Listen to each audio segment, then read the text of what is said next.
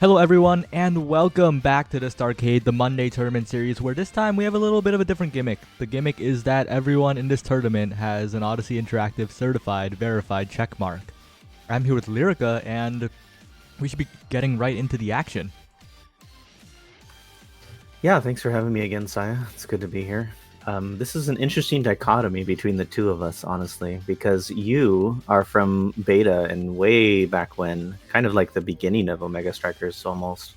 And here I am barely getting to know the community at a little over a month into the the community games that I've been playing. So, but I appreciate you having me on nonetheless, as we should be getting into game here pretty shortly.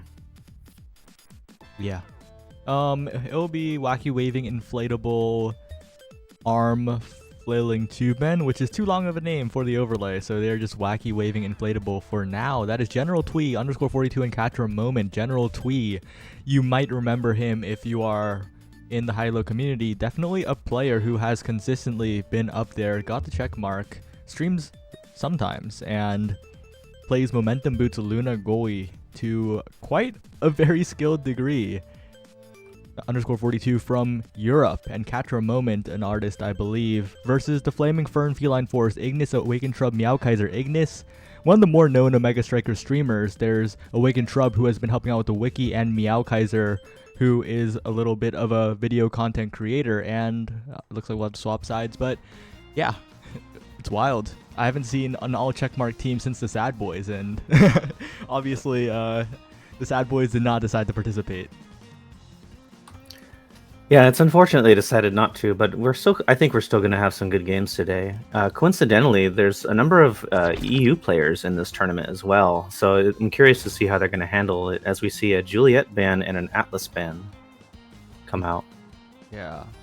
I really like targeting the goalies here. Targeting the goalie as well as taking away that Juliet, but it means that Ignis is on comfort and Twee is on comfort, the two quote-unquote captains of the teams in terms of gameplay. Really on picks that they're just fine with, and Awakened Shrub, we'll see what they could do with the Juno. I'm interested to see what Meowkaiser picks, because with that, the goalie pick, just the Dubu, I guess, as it's a Juno on both sides in this matchup. Well, when you're a goalie main, you end up having to play both Dubu and Dubu Light in the name of Atlas, so I guess Dubu's generally the go-to if your Atlas gets banned out.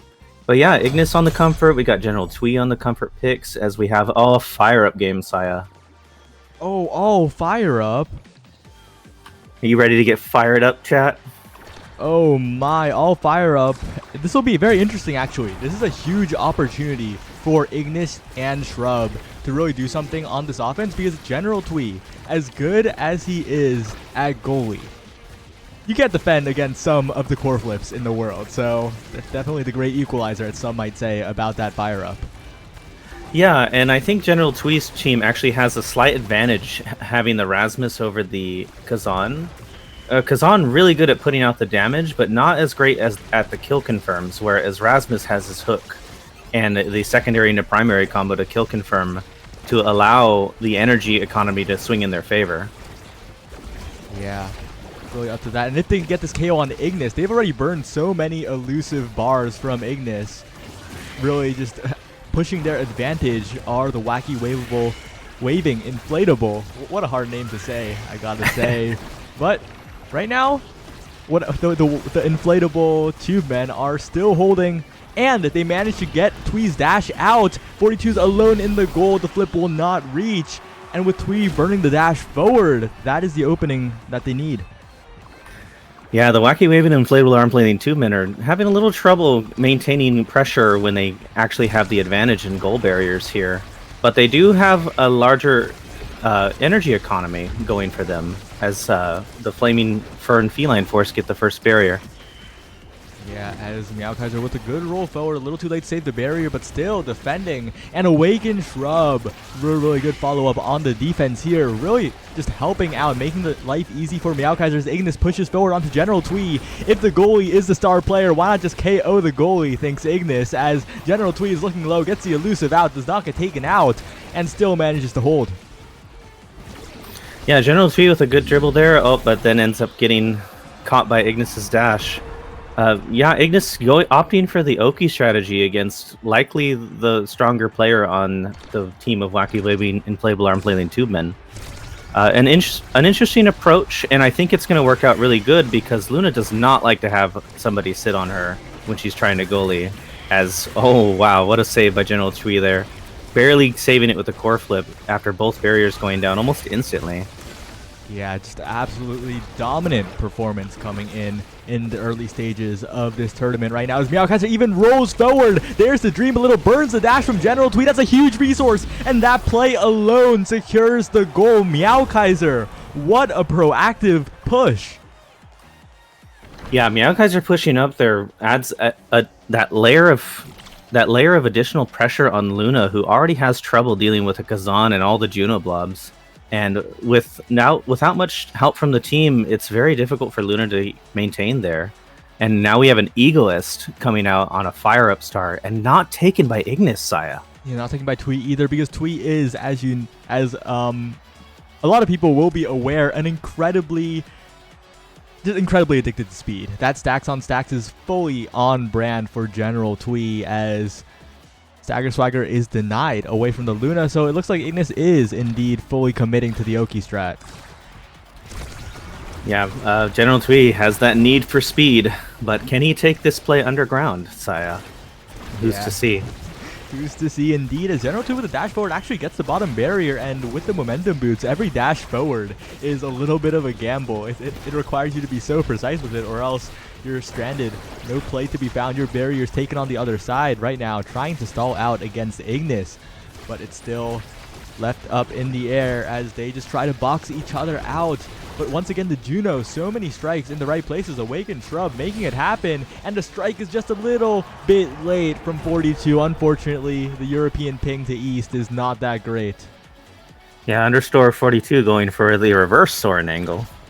And unfortunately, own goaling. But I think it was pretty doomed there anyway, Saya, with Awakened Shrub already being on the goal line ready for that strike war to begin with. Oh, and a crucial KO by Ignis on Twee, who had full meter. That completely derails the fire-up economy. They have some fired-up members of their own. Ignis is just getting in there, and without the goalie, it is looking like the Flaming Fern Feline Force are out here to win it.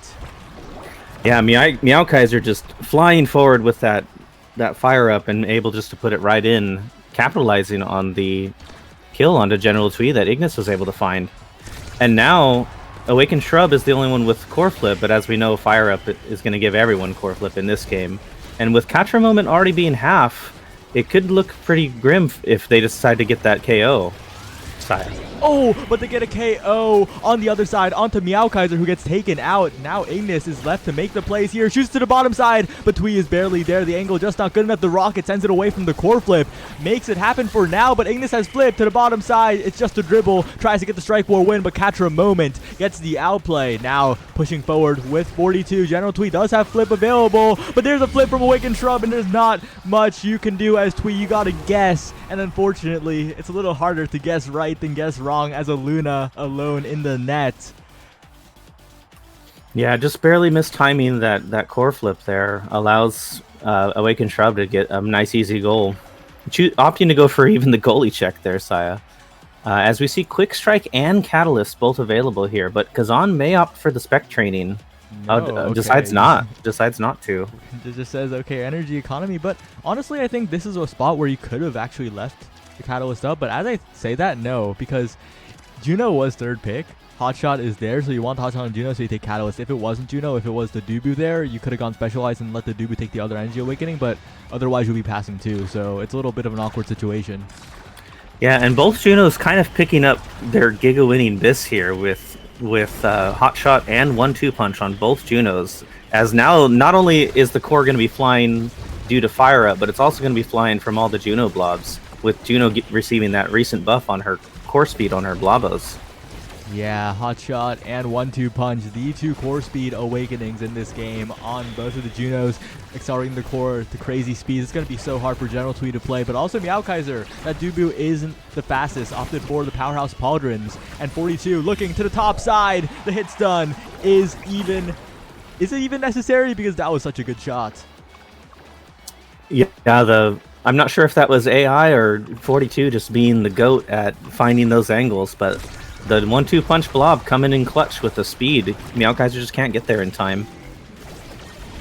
Kaiser now making the defense. General Twee burns the flip, dashes late. The KO is found as well. It's all falling apart for the wacky waving inflatable tube man or something like that. An amazing passing play from Shrub.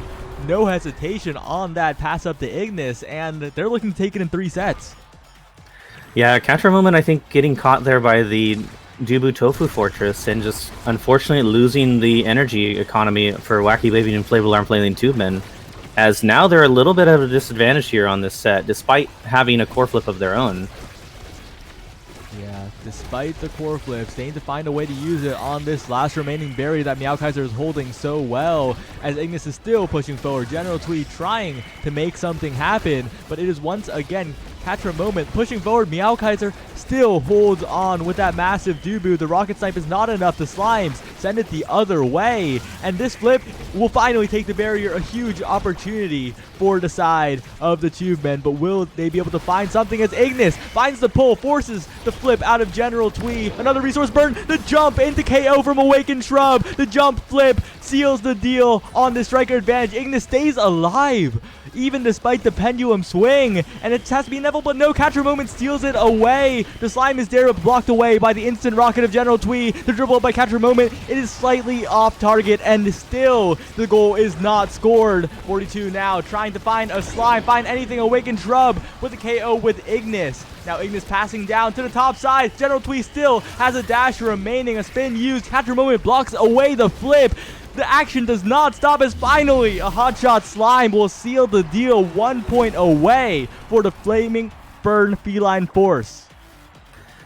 Yeah, Catcher Moment and Ignis both kind of brawling it up here, and neither really finding opportunities for the KOs with no power on either character right now. Catcher Moment had some incredible plays there that almost resulted in the goal, but Meowkaiser holding it down, even without core flip. And we talk about Strike Wars all the time, Saya, but these with Fire Up, you almost have to consider the core flip war, as trying to core flip before somebody else could lead to you whiffing yours and wasting your economy. Yeah, it's so scary. 42 in there, forcing the core flip out, getting the slime as well. The rocket from General Twee, but it is still so scary as Awakened Shrub pushes up that slime. The pass up to the top side to Ignis. Flip available to the top side, and that will seal the deal on this game. It is the Flaming Fern Feline Force taking it 3 sets clean. It was looking a little shaky. The two men rallied back for a little bit, but in the end, it was just the passing plays. Meowkaiser held it down incredibly well. Yeah, Flaming Fern Feline Force decidedly not trying to get an F in the chat for their tournament run, moving on to winner semis. This is a bit of a short bracket, so every winner's game will be streamed. Every single winner's game is on stream today, so everyone getting a little bit of a showcase here, and Flaming Fern Feline Force starting off on the right foot. Yeah, I mean, typical of a Fire Up game. Very little redirects here. Unfortunately, 42 only seeing 36 in this case, but also being the only goal on the team of Wacky Baby Inflatable Arm Flailing Tube Men. With Fire Up and the Hot Shot and 1-2 Punch Shunos, it feels almost impossible to maintain any semblance of core control when the core not only is going fast from the Juno play, but also the various Fire Up plays causing goals to happen so quickly. And General Twee was doing a really good job of defending even some points where you would assume Luna would lose the goal there to even simple blob plays or a pass. But Twee able to hold it down, unfortunately not enough, as they end up losing the 9 goals required to win the game. But 84 redirects, 35 saves on General Twee, really showing the power of that Luna pick. Yeah. But we are moving on right away to a matchup that is a little bit different. The previous game had some long team names. These have very short ones. It is Traffic versus Double Down, as I get the overlay updated. And Traffic, as I believe you told me, is named after Surplus potentially being stuck in traffic and unable to make their own game currently, having to bring in a sub this time around. Yeah, the traffic has not been kind to Surplus as he is currently, I believe, 2 hours away. Like, he was estimated to arrive in time, but he is an extra 2 hours delayed because of traffic. So definitely a fitting team name, I gotta say. Well, one thing we definitely had prior was the double Juno means there's a lot of core traffic going on with multiple blobs on field and fire up not helping the case. Unfortunately, traffic does not seem to clear nearly as fast as the Juno blobs, though, Saya. Yeah. And this will be on E servers since Rekost is on an EU player. Unfortunately, HBCat will be on like 200 ping, but unfortunately, a different last minute sub cannot be found. Let's just hope that they can 200 ping goalie as well as they draw. Yeah, HBCat, a known artist in the community as well as outside of the community. And then we, on the side of Double Down, we actually have some pretty well known names, Saya. We have Achi, one of the tournament organizers and the one that helps you run the show at Costcord, as well as Yoshi64, who very often casts with all of you here on this channel specifically. And then finally, Flop, notable, very, very good player. I believe was Pro League last season, and has also subbed in for NASA's team. Was it PLX or PPL? Yeah, it was PPL, I believe, was on the sub roster there. Flop, one of the prominent players. Sorry, I'm getting a code thing sorted because there are two different regions we could use. We could either use East or we can use Central, where we have to decide who getting better ping is more important. Is it important for the Southeast Asian HBCats to get less unplayable ping to Central instead of the completely unplayable ping to East, or is it better to get slightly better ping for Red Coast? So it's definitely a little bit of a dilemma here. Yeah, traffic currently seeing some packet traffic trying to decide which person on the opposite side of the world should get better ping. Unfortunately, having one SEA player, so Southeast Asia, and an EU player, meaning they're going to likely have over 160 ping almost regardless of server. And we'll see how much that affects them. I think Traffic might opt to give HBCat better ping just because they're the goalie right now. Yep, and that's exactly what they're doing. You are correct. Yeah, I thought they would do the other thing, which is, yeah. Just not worry about it and say, good luck, HBCat. Yeah. On your 220 goalie ping. You know, Strike Wars we always talk about striking second, and with 220 ping, you're almost guaranteed to strike second, Saya. So maybe it is the better play. Who knows? Yeah, maybe, perhaps. But we'll see if the saves will be made here, as the ping is bound to be quite incredible in this game. Incredible ping for the incredible traffic that Surplus is stuck in. 07, Soldier. We hope to see you soon. On the bright side, though, there are a lot of matches between this one and the next one, so there is a chance that Surplus will be stalled for long enough to arrive and be the savior of traffic after being held up by traffic. But we are on Atlas's lab once again. The sides are correct, and HBCat, that Atlas, unless it's banned away, will be looking quite good in this game. Yeah, it's their comfort pick according to Core Strike, and we'll see if Double Down decides to double down and ban HBCat's Atlas on top of making them play on terrible ping. As we see the Asher ban. I'm getting reports that the Yoshi64's PC has crashed, and so this may be a Swift remake. Uh-oh. Unfortunate, as we see the 3v2 come out now, again, from Traffic to Double Down. Unfortunate Yoshi64 PC moment, but it's not too uncommon for people's PCs to crash in this game. Yep, but weirdly, yeah. I apologize, Saya.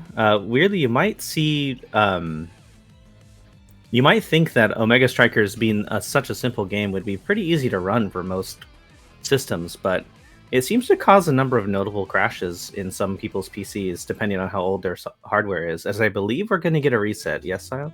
Yep, we are going to get a remake here. Unfortunately, we are still a little bit away from the custom game revamp that has been promised by Odyssey Interactive that is on the horizon.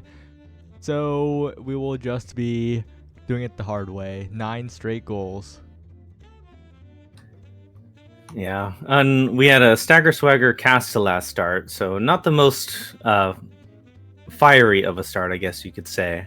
But we'll see, and hopefully we don't hopefully we don't go from a decent map in Atlas Lab to an Inkies game that everyone so loves to play over and over and over. I will say, I would enjoy Inkies in this tournament. I think it would be a very enlightening experience because the Hydro Pump comes for all, the water cannon spares no prisoners, especially for players under high ping. The juice decides who will go and who will stay. Unfortunately, we can no longer stay in this game. Yep. And just to give you an update, we are currently at 3 goals scored. We are heading into the first Awakening draft. This remake is progressing slow and steady. And keep in mind, this is just more time stalled for Dylan Surplus to arrive back to traffic. This is my first time seeing a white picture for the player that's missing as opposed to whatever character they picked. Weirdly, I actually got a bug like this or I didn't get this bug, but somebody got this bug in Ranked last night, I believe, where they actually, it was Lockruner, that's right. Lockruner actually DC'd right as the game started. Oh, and spectator moded? And spectator moded him, yeah. I have never seen that bug before. Oh, I remember that because that's what happened, I believe. There's a screenshot floating around of a Bister, a streamer who had like the stream thumbnail where it was them in spectator mode, I believe. Something like that. Yeah, it basically relegated Lockruner to spectator and was showing a 3v2 game, or a 2v3 in Lockruner's case. And so it ended up, coincidentally, it was actually against Fudgy Waffles with a couple of Westy friends. So they were chill about it, and we ended up just own goaling so that they could get out of the game faster. But it was an interesting bug that I've actually never seen before. But you said it's floating around recently, or has it been around for a while and just happened to pop back up? I'm not quite sure, and I'm not even sure if it's a bug this time because I think ZOC is just disconnected. Yeah, let's hope Yoshi can get back into the game eventually. I don't know the status on whether they can get the game running again or not as we go into the second draft now.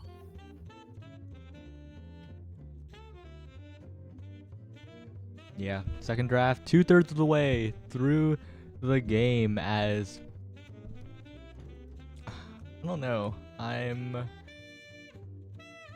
want to watch this game happen because Achi, Flop, and Zyoshi, I think that team would be considered a little favored. But you can't count a player like Rakosta. You can't count the duo of him and Blue Blazing out because if you get Blue Blazing the core in front of the net, it will probably get scored. I'll be real.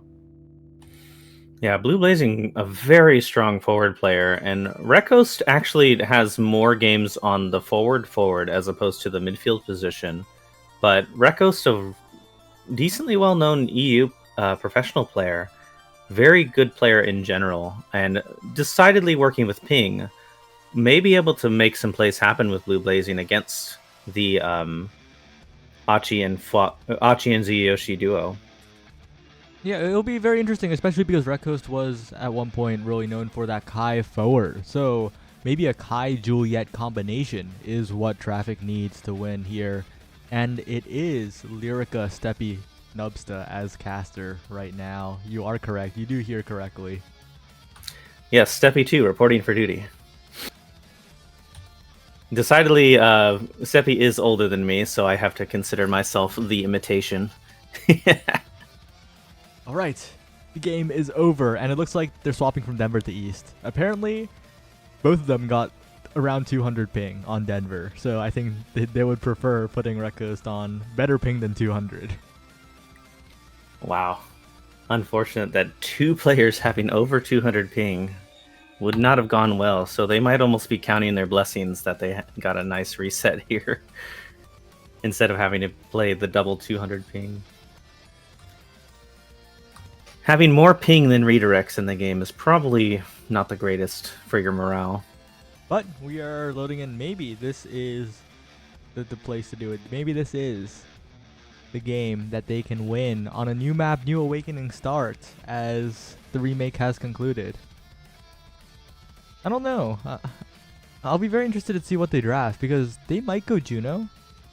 Juno, a little bit easier to kind of autopilot on bad ping with, but I feel like, I don't know. It'll really be up to the scoring efficiency of Blue Blazing in this matchup. And just from like a projection alone, Blue Blazing should be able to get through Achi without much problem, but I have heard news that Achi no longer has bad internet, like as bad. He's Canadian, so the ping issue is a thing with servers like Dallas, sometimes the Denver coin flip, but wired internet has been acquired by Achi, and with those network connection issues mitigated, maybe this will be Achi being unlocked as a goalie. Praise be the power of the Cat 5e cable, Saya. As we're finally getting the game here, we've decidedly hit our own traffic getting into the first game, but we've acquired a better server for the teams, and I think overall this should be a better game in general. Now let's see what map we end up on. Oh, Atlas Lab again! Odyssey Interactive. The RNG is in our favor. But we don't know the starters yet. We'll have to see, as Achi hovering the Atlas, but I'm not quite sure if it will be let through, as I think both teams will probably opt for Kai, if I'm correct. Yeah, I'm a little interested here by the Asher ban. Probably Yoshi does play some Asher, but the Asher ban is by... Wait, did both sides ban Asher? No, right? Just okay. They're just banning Blue ban. Blazing's Asher. It's pretty simple. They're just forcing him on the Julie. Yeah, they decided they didn't want to deal with any crown munching today and get rid of the Asher in general. And you did call it, Saya. They have the Kai ban coming out now for the goalies. So now we see the more standard goalies in Dubu and Atlas here, as we're going to get into it.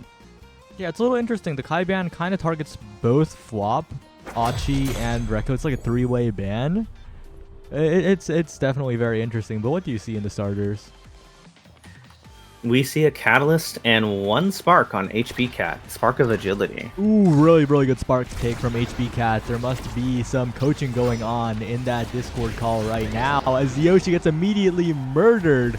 Rekko's pushing up, as we did roll east properly. Okay, it did not randomly out of nowhere flip to west. Thankfully, we don't have east and west server selection capabilities at the moment, but Flop dancing circles around. Oh no, the KO on the goalie, as what was a good point, a good KO, a striker advantage for Traffic turned around. It just turned around in an instant. Yeah, HP Cat woke up this morning and just chose violence, getting the KO on Yoshi almost immediately, but then at the end getting KO'd at the end of it all from Flop's Tornado. Alright, but even under 200 plus ping, that Atlas Expanse holds strong. HB Cat making the saves, keeping two barriers alive, two barriers down. On the other side, HB Cat getting KO'd, but that will just be one barrier going down. A big opportunity for Blue Blazing and Rekos with these flips available to Achi, who just dribbles off the center. Blue Blazing and Rekos positioning in and getting the second strike on the clear from Achi is Blue Blazing, tying it up in an instant. Yeah, you can really see the ping coming out here as HP Cat is hitting strikes near the back of Atlas's hitbox, and Rekos using the flip, us seeing the graphic, and the flip coming out about a quarter second later than normal. Unfortunate ping gaps coming on out here as Yoshi goes for the flip, but barely misses it in the corner. High ping doesn't matter if it just goes around the barrier, as Rekos is now pushing to the other side, trying to get it, but Achi with the Tofu Fortress will stall it out for a bit longer. HP Cat trying to make the save, but the Zentaro special in front of the net is a little bit scary as Yoshi covers the other clear as well. Now this is getting interesting as the flips are available on the side of Double Down. Will they be able to make it happen here, as Blue Blazing and HB Cat trying to defend the top side. The Expanse is perfectly timed. Achi trying to clear away from the corner. Blue Blazing getting KO'd by the flip. And this might be a little bit bad as Rekos will have to drop back to help defend. But a missed dribble by Flop gives a bit of opportunity. Rekos wins the strike war against the core flip from Achi, as unfortunately that spin sent the wrong direction, and Flopped off with the tornado is looking deadly, but a KO by Rekos onto Yoshi means that they could probably take this barrier here. A flip is available. The punch from Blue Blazing is enough. They want to even it up, want to send this to a 5th point, but still it is looking a little difficult. HB Cat getting the strikes, getting the primary, but Flop Dwop gets the KO as the tornado comes in. Oh no, that's not the bounce you want off the Rasmus primary, and unfortunately that is how the set will end. Yeah, Flop Dwop setting up the most savable goal for HB Cat there between the tornado and Zentaro in the net, in your face. Zentaro, not notably as the crown munching character, maybe upgrading a bit to the colored pencils instead. But still, if you have a Zentaro in your net and he has all those abilities, it's very likely not going to be something you can save, Saya. But it's interesting to see with the Catalyst pick, the team of Traffic could try and use the Zentaro against them, as Zentaro gets near Giga winning Bis in the first draft, despite being 5th pick. Yeah, perfect form is a huge pickup for Yoshi. It is massive. It is so incredibly massive. So many more cooldowns now. So much more energy build up with the Catalyst as well. We'll build up on the enemies, as you said, but still, it's just too much damage, I feel like, to deal with, as Rekko just wins 2 strike wars on ping against Flop Dwop, takes both barriers. Yeah, and the Era pick is actually coming, as Yoshi shows the power of perfect form and just gets a primary right on HB Cat for the goal. The Era pick is an interesting one here because the tornado, if you don't evade it, it's likely going to end up giving an easy KO for the Era player. And on this high ping, it's difficult to tell when you're going to be actually hit by the tornado. And so Flop has been seeing some KOs recently that I think the players are going to have to adjust for, as we see the color pencils coming in clutch, Saya. Yeah, unfortunately, this game is kind of slipping out of Traffic's grasp. I think their best play right now is to stall as long as possible for Surplus to arrive, because if they stall long enough, Surplus will arrive in time for their next game. He is currently in Texas, I believe, so almost at home. Not quite though, as Blue Blazing 1-2 punch, the KO found. Maybe this is an opportunity as Rekos just strike primaries, makes it happen. If HB Cat can hold this barrier, this could be everything here. Oh, what a pass by HB Cat up to Blue Blazing. Unfortunate miss angle on the special, but it's fine for now as Rekos pushes it through. Blue Blazing gets the opportunity. Achi with the save away, with the flip available, gets it right past as HB Cat unfortunately cannot read it. Blue Blazing now, one more opportunity, maybe yet another punching Yoshi for a little bit. HB Cat with the clear, sends it away from the Zentaro, makes the save happen as Achi stalling out, buying time. Blue Blazing passing it up, but Flop has flipped, Yoshi has flipped. It's inevitable when that expanse was just used, and unfortunately, despite the heroics from basically every single player in this round, it'll just go to double down. Yeah, another decided ping moment there, as normally you could expect yourself to possibly react to that core flip and strike it away at the last moment.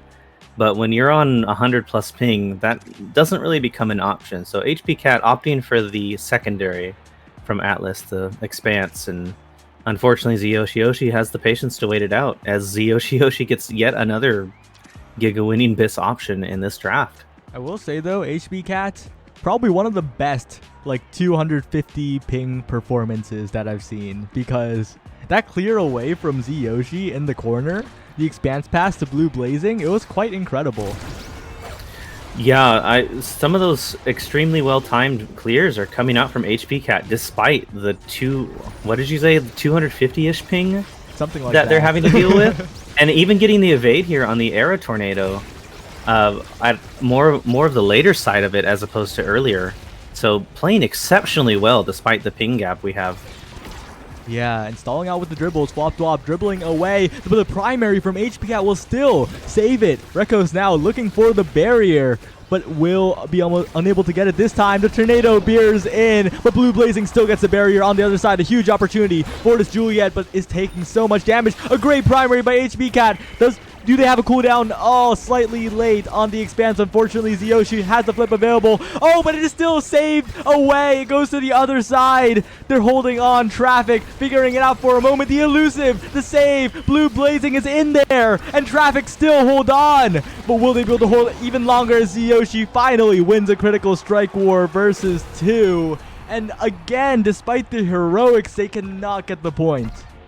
Yeah, Flop actually causing a non-goal there with the primary from Era, stealing Ziyoshi's core flip into the bottom corner away. As Achi opts to use the core flip to get it out of one of the most dangerous corners in Atlas Lab. But HP Cat doing impressively well. I mean, it's hard to not sing their praises when they're on 200 plus ping, getting okied by a Zentaro, and having to figure out how to clear with the time difference. But while HB Cat's being nearly KO'd, it is Blue Blazing on the other side who gets the flip, who gets the pass, and HB Cat survives the round. Yeah, Blue Blazing doing the walk up slowly and core flip into the bottom corner, and it works out. Both Flop and Achi just not able to react in time. All right, now it's once again Blue Blazing getting a barrier immediately, making the plays happen here.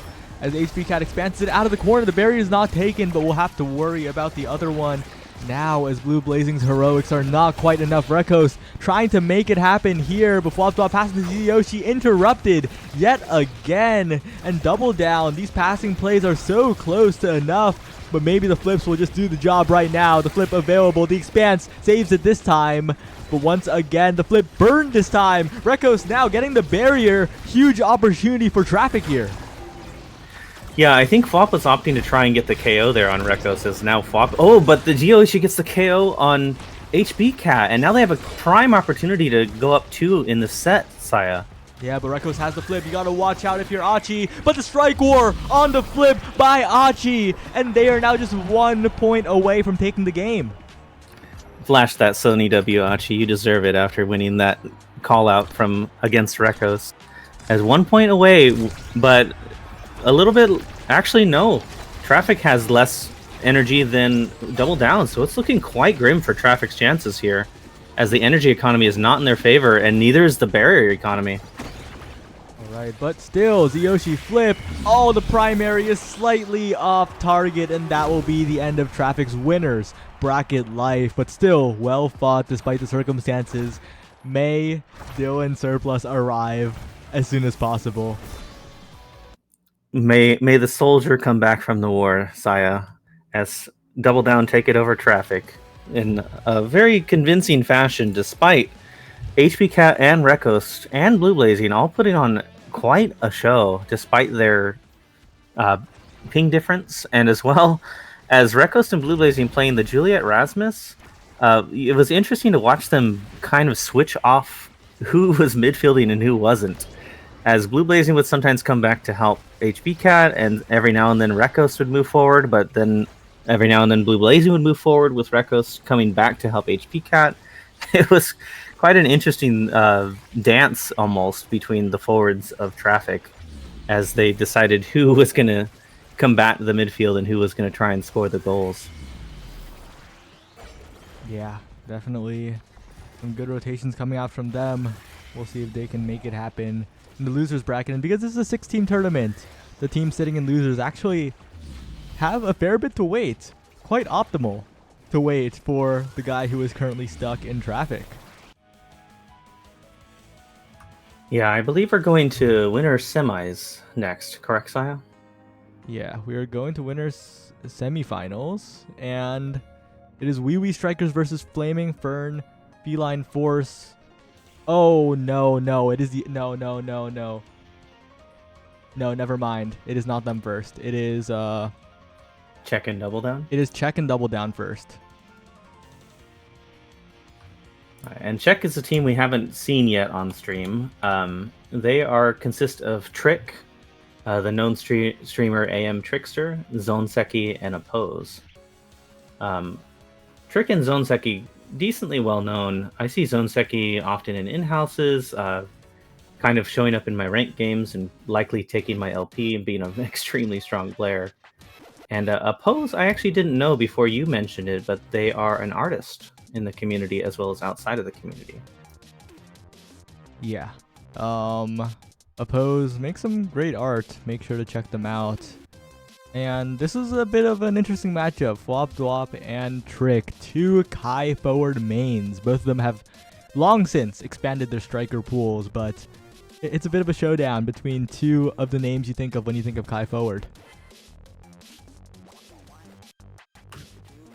Yeah, indeed. Oh, I apologize. Go ahead. I was about to just stall even more with other notable players on the Czech roster is Zonseki, the ex-lore, the winner of various tournaments, the Knowledge Gap champion.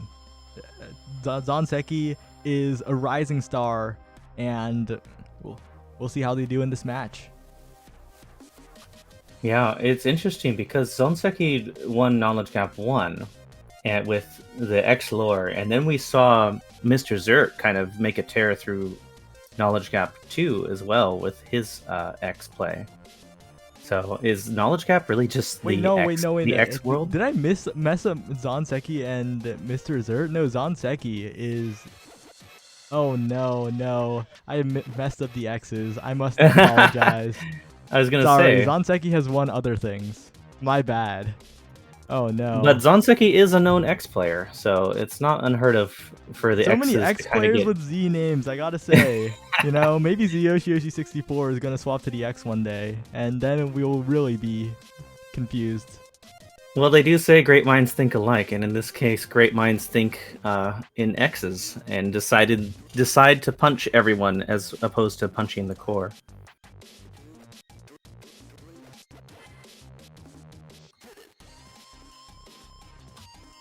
As we see Mr. Zert in chat wanting to make a Z team of all X players. Unfortunately, unless we get a one for all mode again, I'm not sure that's going to happen. But that would be quite a thing to see of X forward, X midfield, and X goalie, all giving it to the enemy team. The 3Z Breezy is your third, I believe. And 3Z currently, I believe, in class, so that's why we streamed this winter semis first, because the next winter semis will probably have 3Z being free, if I calculated correctly. And that should probably make everything work properly, I think. Unless we get an Inkies game with Fire Up Start, then 3Z might be in for a bit of trouble. Yeah, it'll be very interesting as wait a second. Still searching for a game here, so I think the teams are still trying to work some things out as we wait on the sidelines and Saya works in the back rooms. But as you know, this tournament is for the check marks of the community, people that have either been staples in various community aspects such as art or streaming or maybe community gathering and organization. And you too could potentially get a check mark if you decide to invest in the OS community. Honestly, so true. That is why we should grow the Omega Strikers community. Omega Strikers will be bigger than American football.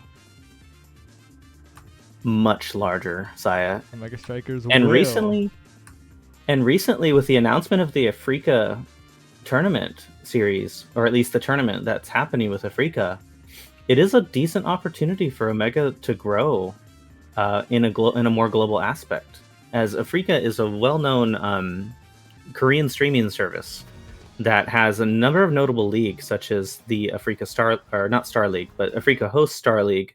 Africa has its own PUBG League, and a bunch of other things. But this is not the Africa tournament, Saya, as we get into this game. Another Atlas Lab. Is this the Atlas Lab Invitational? Forget check marks, forget everything. It's all about Atlas's Lab right now, as Kazan will be the band, taking it away from Zonseki, I believe. It'll be interesting to see what Oppose plays in the net. Achi opting for the standard Dubu here. Yeah, Zonseki throwing his hands up in the air and unfortunately having to pick one of his favorite characters, X. But maybe opting for the Zentaro this time around could be an awakening difference in opting for the Zentaro instead of the X, depending on what this last pick is coming from the team of Czech. Yeah, and is their goalie pick. this will be very, very interesting. I'm not quite sure. But both Flop and Trick, of course. I think they handshaked pre-game on the Kai, and it appears that Achi's power has gone out, so we might be waiting around in the beginning of this game. Well, 3Z is getting what he wished for, and even more stalling as we wait for Achi to come back. It is a stacks on stacks, or as we love to call it, pancakes, with a reverb start. Zonseki being the only one currently in-game opting for the reverb. Yeah, best in case scenario for both Surplus and 3Z. With these delays, they will get home in time. There's no obstacle anymore. Yeah, the soldiers kind of stuck in their duties at the moment, and both being away from home, out fighting the good fight. And as we wait for them to return, we also wait for Achi to return here. As you said, their power went out? Yeah, unfortunately, she had a little bit of a power blip off and on, as it appears we will just wait. The power of Cat 5e does not wait for all, Saya, as apparently too much power has been taken and Achi's power has been removed from their presence. Yep. It'll be very interesting to see who gives into temptation first, takes the first orb, because they're juicy. They're standing there. Sometimes you just gotta orb, Saya. They talked about how Morbius was the critically hit show that should have definitely gotten a rerun in theaters. And as people shout, "It's Morbin time" every time Morbius shows up on the screen. However, these players have to try and resist from Orbin time as they move forward in this game. Yeah, and Oppose opting for the momentum boots on this Dubu. I think most people would consider that the better pick. But maybe we'll see it come into play. We'll see their goalkeeping greatness as we wait for the other goalkeeper, Achi, to come back. Both teams waiting it out. The router of Achi rebooting this very moment. So we will just sit here as the game time will artificially get extended for a few more minutes. Routers, well known for their cooperation and very fast boot times, Saya. Speaking on checkmarks again, I don't know the qualifications to actually get one of these checkmarks for the community, but I do know that OS is always looking for more people to contribute to the community and thus qualify for these checkmarks in the end. But really, it's not about the checkmark. It's more about providing to a community that you decide to love and foster. And how do you think somebody could go about doing that? You know, Meow Kaiser said it's about the checkmark, and I do think this tournament wasn't really necessarily about like checkmark itself. It was more about trying to get people who don't normally enter tournaments to enter tournaments, because a lot of the people involved, a lot of artists, just aren't really, I guess, in the competitive scene at all. And through this tournament, a lot of players are participating that otherwise would basically never get in a tournament in the first place, especially because an official creator tournament is not on the horizon, I believe. So yeah, the creators of most any game tend to kind of hide in the shadows and deliver us content as they see fit. So it's nice to actually see some of these names that you may not really know about in the community unless you pay attention to certain niche aspects come together and just have a good time in Omega Strikers, waiting around for people to come back from their games. yeah, and more on a little bit of lore. Flop and Trick active throughout the beta, through early launch, and still now on this signature Kai that both of them have piloted for quite a while in their careers. It would definitely be interesting to see who can out-Kai the other, as it's definitely a bit of an important matchup to look out for in this game. I don't know, Swaya. Flopdrop's cape is looking just a little bit longer than Trick's, so I think he's got the advantage in this Kai matchup. Yeah, but Trick has the newer skin. He is more up to date. We do love ourselves a good Catboy. Speaking on skins, Saya, what is your thoughts on the recently teased potential character? I feel like that's a little bit of a departure from the skin, but the character looks cool. I don't know what they're gonna do, but you know, it's been a while since Kazan. I just hope that they don't have some game-breaking bug, and I just hope that in the patch there isn't a game-breaking bug that makes Octavia or Finny unplayable. Well, I think a lot of players would rather there be a game-breaking bug that makes Octavia unplayable, Saya. And I know of Finny not really seen a lot of play recently. Likely due to the fact that she doesn't seem to have a lot of mobility, and nobody opting to take her in this game either. Yeah, we did see her a little bit piloted by Spencer, who I believe won a game against Goats Esports in Nassau, and that was a very critical game for them. If they had won the set, it would have basically knocked the Goats out of playoffs contention prematurely. So it was a very, very interesting matchup. The Finny goalie was piloted quite well, and I think the main reason Finny isn't used is exactly that. The lack of mobility, the lack of midfield control. You basically have to opt into full KO and babysit the Finny a little bit, which just isn't as sustainable when the high elo NA players are just so good at playing around bad mobility. Anyway, Achi has returned. The game can finally start. And yeah, we're ready to go. I think they're going to let Achi do the honorary kickoff here, as they're the returning player, and gets a barrier right on the first hit. All right, but Trick gets one back, and that's a favorable bounce. Oh no! Wait a second. They immediately out of the game after getting a barrier. Achi says they decided not to be there anymore, and says, "My job here is done." Putting on their Cheeto mask cosplay and leaving. Okay, well, Achi had too much power, walked across the entire stage, vanished, is about to eject button back to the starting position, perhaps, as I've been told by Flop that he also has Catboy Kai. He's just keeping tradition alive, as the Kai skin he is currently using is a much older skin, has much more legacy than Catboy Kai, who is much more recent, I gotta say. Yeah, also, it could be the thing of if both players are using the same skin, it sometimes can be difficult to tell which Kai is your Kai. And I know I've passed to the wrong Kai before in my games, but maybe that's just because I wear glasses and I'm blind. Oh, well, I wouldn't say everyone has experienced the issue of passing to the wrong Kai, but apologies for any teammates that might have encountered you doing that in your game. Yes, my apologies, teammates, for being in your games. Whoa, wait, no, I didn't go that far. No, I'm apologizing. I don't think Achi's back now. Okay. Maybe the one. power can sustain. Maybe Atlas Lab can control all the power in the black hole for Achi to play the game. Oh. As we're still in overtime, so the overtime jump scare could really come into play. Achi striking once, but not moving yet, just quite yet. Achi also needs to get back in VC with the teammates. We'll see what happens here as... Oh. We indeed have an Omega Striker, Saya, as we're getting launched off with a log.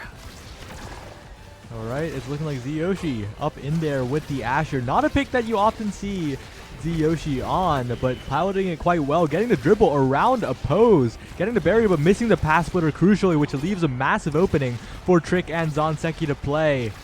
They're pushing forward, looking for something of a passing play here as Zonseki cannot win the strike wars against Flop Dwop, but the log is so good. Zonseki gets a dribble around Achi's strike, and suddenly it's looking so good as it slightly angles past Achi, and that is the first goal after quite a long time. Well, Achi did not get a barrier this time, and thus I think the game decided that their power level was more in lines of the adequate power of this game, as Zonseki being the only one opting for the reverb here. Yeah, it's very interesting. Zonseki taking the reverb leaves the door open for a lot of scaling in the future, but we'll definitely have to see how that plays out in the draft. Ooh, flopped up with a nice snipe onto Oppose's core flip and lands the first goal of the match, or second goal of the match. Yeah, it's a little hard to clear against that Kai barrage. You have to choose between the lesser of two evils there if you were opposed. You either send it directly into Flop or you send it to Flop's barrage, and neither are very appealing options right now. But Trick getting the barrier quite swiftly. Flop and Trick trying to speedrun these barriers here as Flop drops back, gets the flip up to Zyoshi, but Oppose clears it right past, stepping up quite well and getting the clear in the end as well. Yeah, Zyoshi making a nice attempt against Oppose, but Oppose just barely getting that strike past Asher's primary as Zonseki puts it in with the Zentaro. Oppose really impressive so far though, clearing against Ziyoshi's Asher quite well, proactively stepping up, hitting around the primary ahead of time, and Achi is going to have to hold it down a little longer if she wants to be the difference maker here as Zonseki is going in, but a great save by Achi. But an even better Tofu Fortress by Oppose just completely stops Ziyoshi's offensive push. Yeah, Achi dribbles around Trick's core flip there, and Trick now with no core flip has a lot less pressure against Achi's Dubu. Zonseki opting for a bit of an Oki strat, but missing a couple of abilities not really going to work out as Flop and Zyoshi have kept the score on the enemy side of the field for a long time. Yeah, it's been quite a while. Flop continuing to maintain possession, hitting it around the barrage of Trick, and finally Zyoshi gets the correct primary, gets the strike war, and we're suddenly headed to a 0.5. Yeah, Zyoshi, quite a strike warrior on that Asher, and now with all the stacks coming online, everyone's going to be moving pretty fast, and these points might go quite a bit longer with all the additional speed. Zonseki could potentially be left in the dust right now with no scaling as Trick gets the first barrier here. Yeah, Trick now pushing forward. Achi with the roll, a little off target as Flop tries to find the core, but it's so hard. It's going everywhere. So many people are striking at the same time as Flop and Trick run alongside each other, chasing the core to the bottom side. But Trick is posted up in this bottom left, looking to try and make a play. Win the strike wars against Zyoshi, dropping back to help defend the Giga Blast to continue the offense. But Zonseki still is just lurking, trying to put damage on, trying to do something here, but the core will just go the other way, take the top barrier. Oppose knows that you don't need to strike it quite yet. You can just wait a little bit as Trick's HP is looking very low right now. Yeah, Trick having to dial all the way back and grab the orb at their spawn as Oppose has to flip around Zyoshi and Flop bounce pressure. Zyoshi getting a crazy kill with the path splitter though, and a free barrier with Flop flipping in front of the net and just, yeah, faking him out, waiting everything out. Both of them end up stacking on each other and Flop just gets a easy clear to the bottom. But Oppose, holy, Oppose is gaming right now. Oppose just absolutely held it down until Zyoshi got the KO, and well, you can't hold it down if you're KO'd, if you're off the map. It'll be interesting to see what the Kais pick here. Will they opt for the Specialize? Will they opt for speed? Will they opt for the missile propulsion? But it is Trick immediately going for the Specialized training as Flop just lets stuff fall, picks up the missile propulsion in the end, and Zyoshi smartly denying the perfect form from the Zentaro. Yeah, but Zentaro, being the only one with reverb, is now getting the scaling off peak and has the option to take Big Fish and bulk up later. It could be quite the difference maker over this stacks on stacks start, Saya. Yeah, it could be the difference here as Trick taking a little bit of chip damage on the top side, gets immediately murdered by the center exploding. Oppose! Whoa! Saves the barrier for a moment using the particle accelerator. Gambles on the bounce, wins, but cannot get the follow-up as Zonseki finishes the KO, and now Trick is back. Huge striker advantage coming out. Oh, and Achi just getting a nice clear around Trick and Zonseki for the barrier against Oppose. Oppose just slightly out of position and wasn't able to get there in time. As Zyoshi pushing up down the field.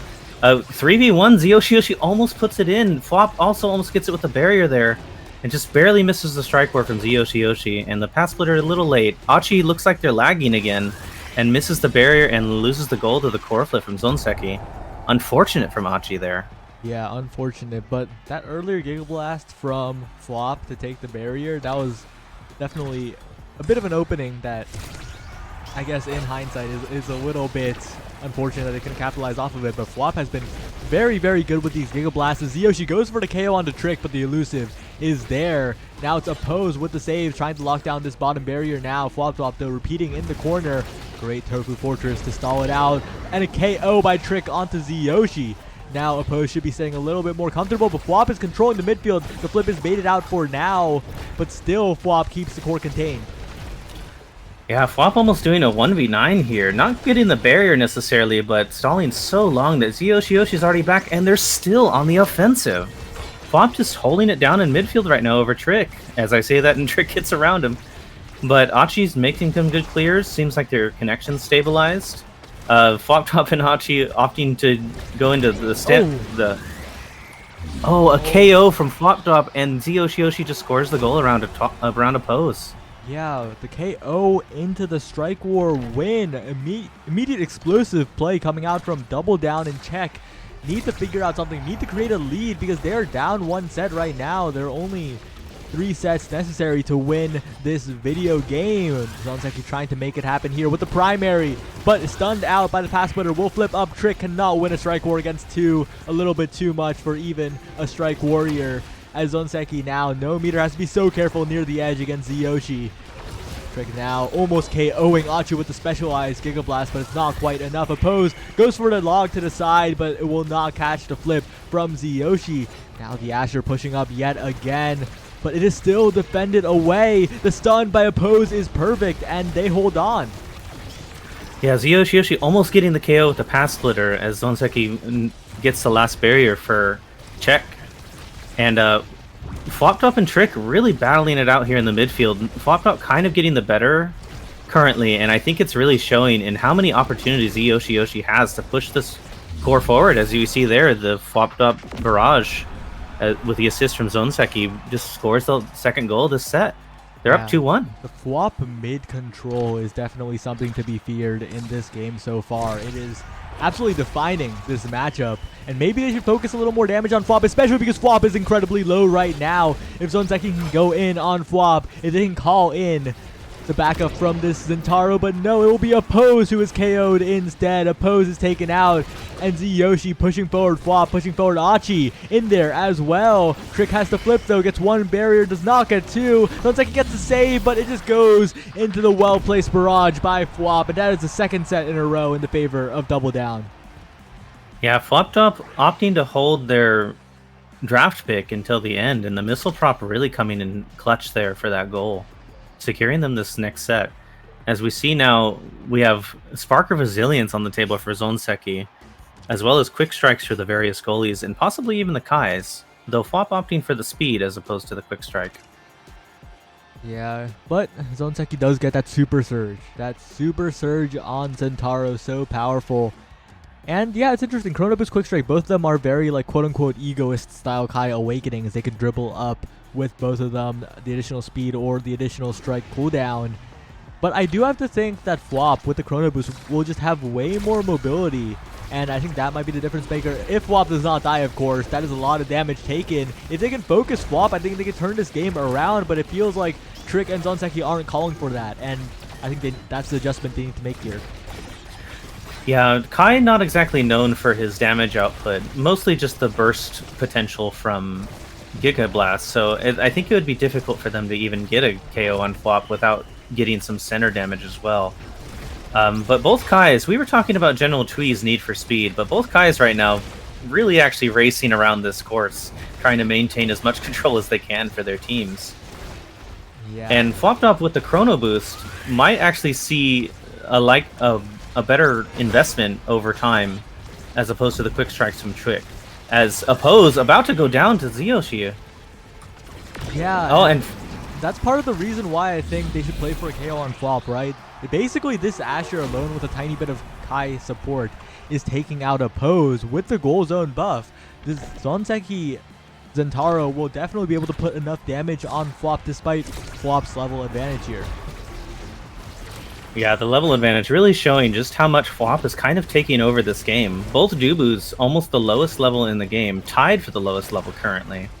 Despite all the amazing saves they've been playing, it's really kind of just been Flop Top's game in this, as we see Flop gets even more pressure onto oppose with Zyoshi.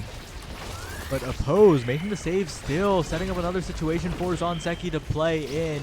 But the strike is a little late. The special is there, but it is not enough still, as Zyoshi is now the target. Will they be able to get this KO? The elusive lasts long enough, and the abilities are not there in time. Trick does get the barrier, though. Huge opportunity, but just gets passed up to Fwop, interrupting the passing lane. Great save by oppose, but no follow-up. The barrage from Fwop is perfect, and they're just one goal away from winners finals. Yeah, missile propulsion, not always an amazing pickup for Kai for some players that are, especially the ones that are getting to learn how to play him, as it can be quite difficult to understand the timing of barrages at that distance. But Fwop has gotten not only 2 goals with a long-range barrage from midfield, but also a KO onto oppose. So the missile prop really coming in clutch for Fwop here. Yeah, I wouldn't say it's necessarily a learning curve type thing because it's still the same barrage, but definitely not a high priority awakening on the character, especially in the forward position, because the school of thought is, why don't you just run forward instead? There are a lot of other awakenings like Quick Strike that would be the priority over it. But the KO by Fwop with that Giga Blast with the extra missile propulsion damage and knockback onto Trick is a huge difference maker again, as Zyoshi in there with the Azure primary, and Achi just sending it back. Oppose with the saves made, but will be KO'd by Fwop's Giga Blast in the end. Now just 3 versus 2. It is looking like it is slipping away from the side of Czech. They have to make this defense count. Trick gets it past Zyoshi. It gets past Fwop. They stall long enough for Oppose to get back up, and if Zonseki can capitalize with the split, that could be the difference maker. I also think one of the major difference makers is Zonseki not taking the stacks on stacks, but still getting this goal through 2. Yeah, you know, you're incredibly right. In a full stacks game, the one person without stacks just cannot keep up. Even despite the stagger scaling that Zonseki is looking for, it's just so hard to play as a non-stacked user. The lack of speed means that you just get dribbled around, and right now Fwop and Zyoshi are just a little too fast. Oppose gets the clear, but Zyoshi is in there with the flip, saved away by Trick. The strikes are in there for Czech. They are holding on for a moment, but Fwop with the Giga Blast, Achi with the flip in, deflected by Zonseki's primary. Fwop now trying to give another chance, but a KO with the flip combo from Trick. Zonseki looking for an opening. They have to make something happen before Fwop can make it, but Achi lets go of the barrier. The double barrier comes in for Czech. If Zonseki can make a play on this, a bit of a blink, a bit of a slash, anything but Trick. Fwop in there. Oppose with the amazing clear, but it is still not enough. That corner dribble was ridiculous, but Zyoshi was there to capitalize. The airship sends his regards, Saya, as Zyoshi pulls out the airship and just wins the strike war against 2 and takes the game. Difficult for Zonseki to make a lot of impact there, not having the speed despite having peak performance, notably very strong awakening, and not getting the tempo swing that I think Zonseki was trying to build up for, and having that damage output just go crazy on the Zentaro.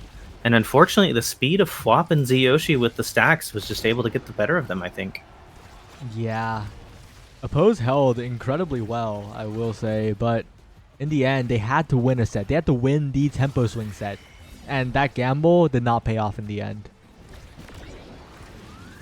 Yeah, unfortunately. It's almost like picking an Octavia without any of her starting awakenings and gambling on the okay, but Octavia is still strong without starting awakenings. Don't let anyone gaslight you. Octavia right now is very sleeper strong, even without cast or chrono start.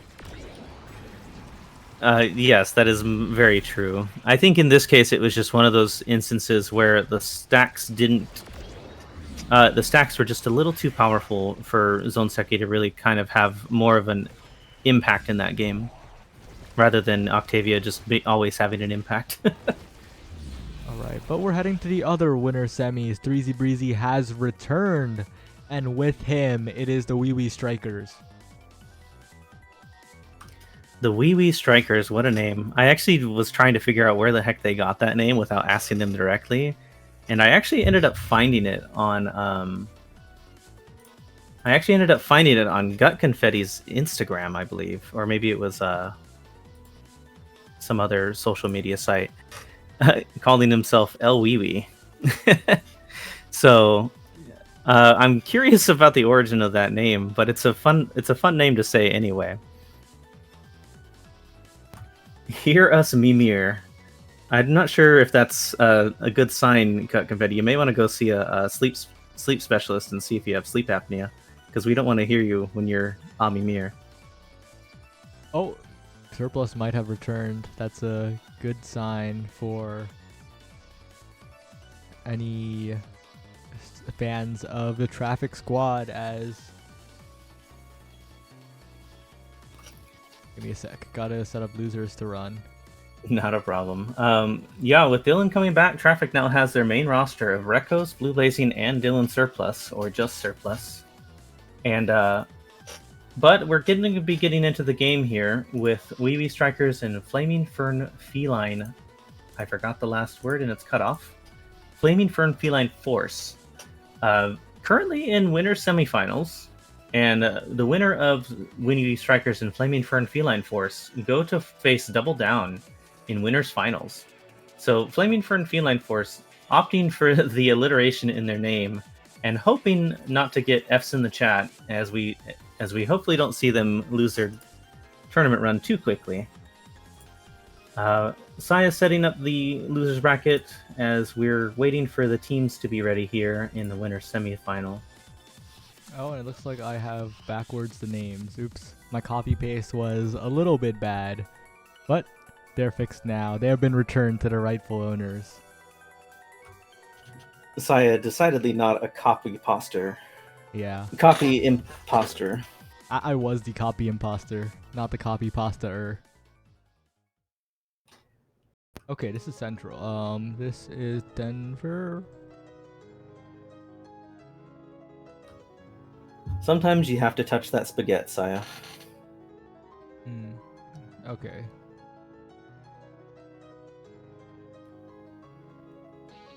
Now, I believe Wee Wee Strikers has not been on stream yet because we are waiting for 3Z to get back. Or trying to stall as much as we could for 3Z to get back, as they do not have a sub. So if 3Z wasn't here, it would be very difficult to get this game started, and they might have even had to see an automatic forfeit. But 3Z is now here. Wee Wee Strikers consists of 3Z Breezy, legendary X-Main and Nassel player, Gut Confetti, an artist in the community and outside, and Osti. Now, I've not heard of Osti before, and I believe, Saya, you said they are a caster, potentially. I think so. I could be wrong. I don't have all of the Odyssey Interactive verified Omega Strikers creators like in my brain. But I'm pretty sure I've talked with them once about the air in New York City and that they're a caster. They're like, they were the two, like, those are the two things. Yeah, it looks like the chat is confirming what you're saying. They are a Smash caster according to Yume and Mr. Incredible. Alright, well, we should be getting into game soon, as the people in the match chat are remarking at how incredible the password for this custom game is, because I just typed a bunch of random letters on the keyboard. Sometimes the best strategy for security is if you don't even know the password, nobody knows the password. How real is that?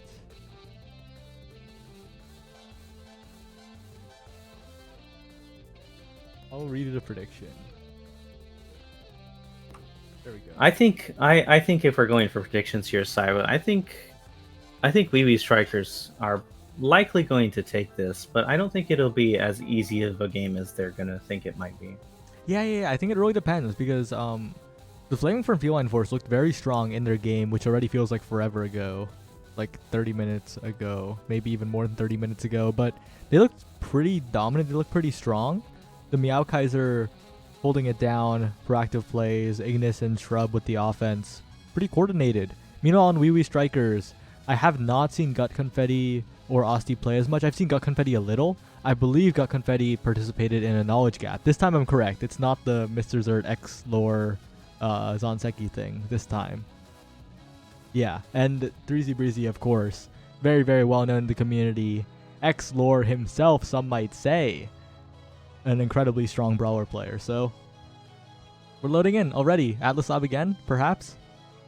Imagine. Mayhaps. This could be the Atlas Lab Invitational number 2, as we see Atlas Lab non-existent and Inky Splash Zone making its first appearance today, Saya. Of course, Inky's had to arrive with 3Z Breezy. Not the biggest fan of this map, I would say, that guy. Very much loves the Inky's play, Mr. X-Main himself, as we see a Rasmus ban coming out here. Interesting. Against Wee Wee Strikers. Really good Juno ban, though, taking Awakened Shrub off the Juno because, well, Meowkaiser will probably just pick the Atlas if the Dubu is banned, and Ignis will just pick... Ignis has a big enough pool, so Awakened Shrub, the correct ban, I think, here. But Kai forward, very, very solid on Inky Splash Zone. Yeah, I wonder if the Rasmus ban was specifically because of some sort of awakening, or maybe a targeted ban against one of the slightly lesser known players. I say lesser known, but that doesn't really make any sense, them being check marks. As we see the likely X pick from 3Z, and an Atlas pick here. Atlas Dubu, probably the best goalies here, and I think the Juno ban was also because Inky's is probably one of Juno's best maps, effectively being called the Mario Party Aten, as it is a very large map with a very large barrier, and Juno really loves to have those open maps. 3Z Breezy on the Kai forward, Gut Confetti on the X. This is about to be a good one that we're loading into. This will be very interesting as a starting awakening. Aerials and Spark of Resilience. I'm surprised Gut Confetti went for the dash range, but looking at how they just played that opening exchange, it looks like they love to use that Bull Rush from long range. Yeah, an interesting role swap here as we see, 3Z with a pass with the barrage to Gut Confetti and just strikes it around Meowkaiser for the first goal. A very interesting pickup, though, as you said, with the aerials onto X. And 3Z not being on the X is probably the most interesting of the entire draft here in general. X, notably a decent Spark user, not going for the Spark this time, as Ignis gets a nice hook into Strike for the first barrier here, Saya.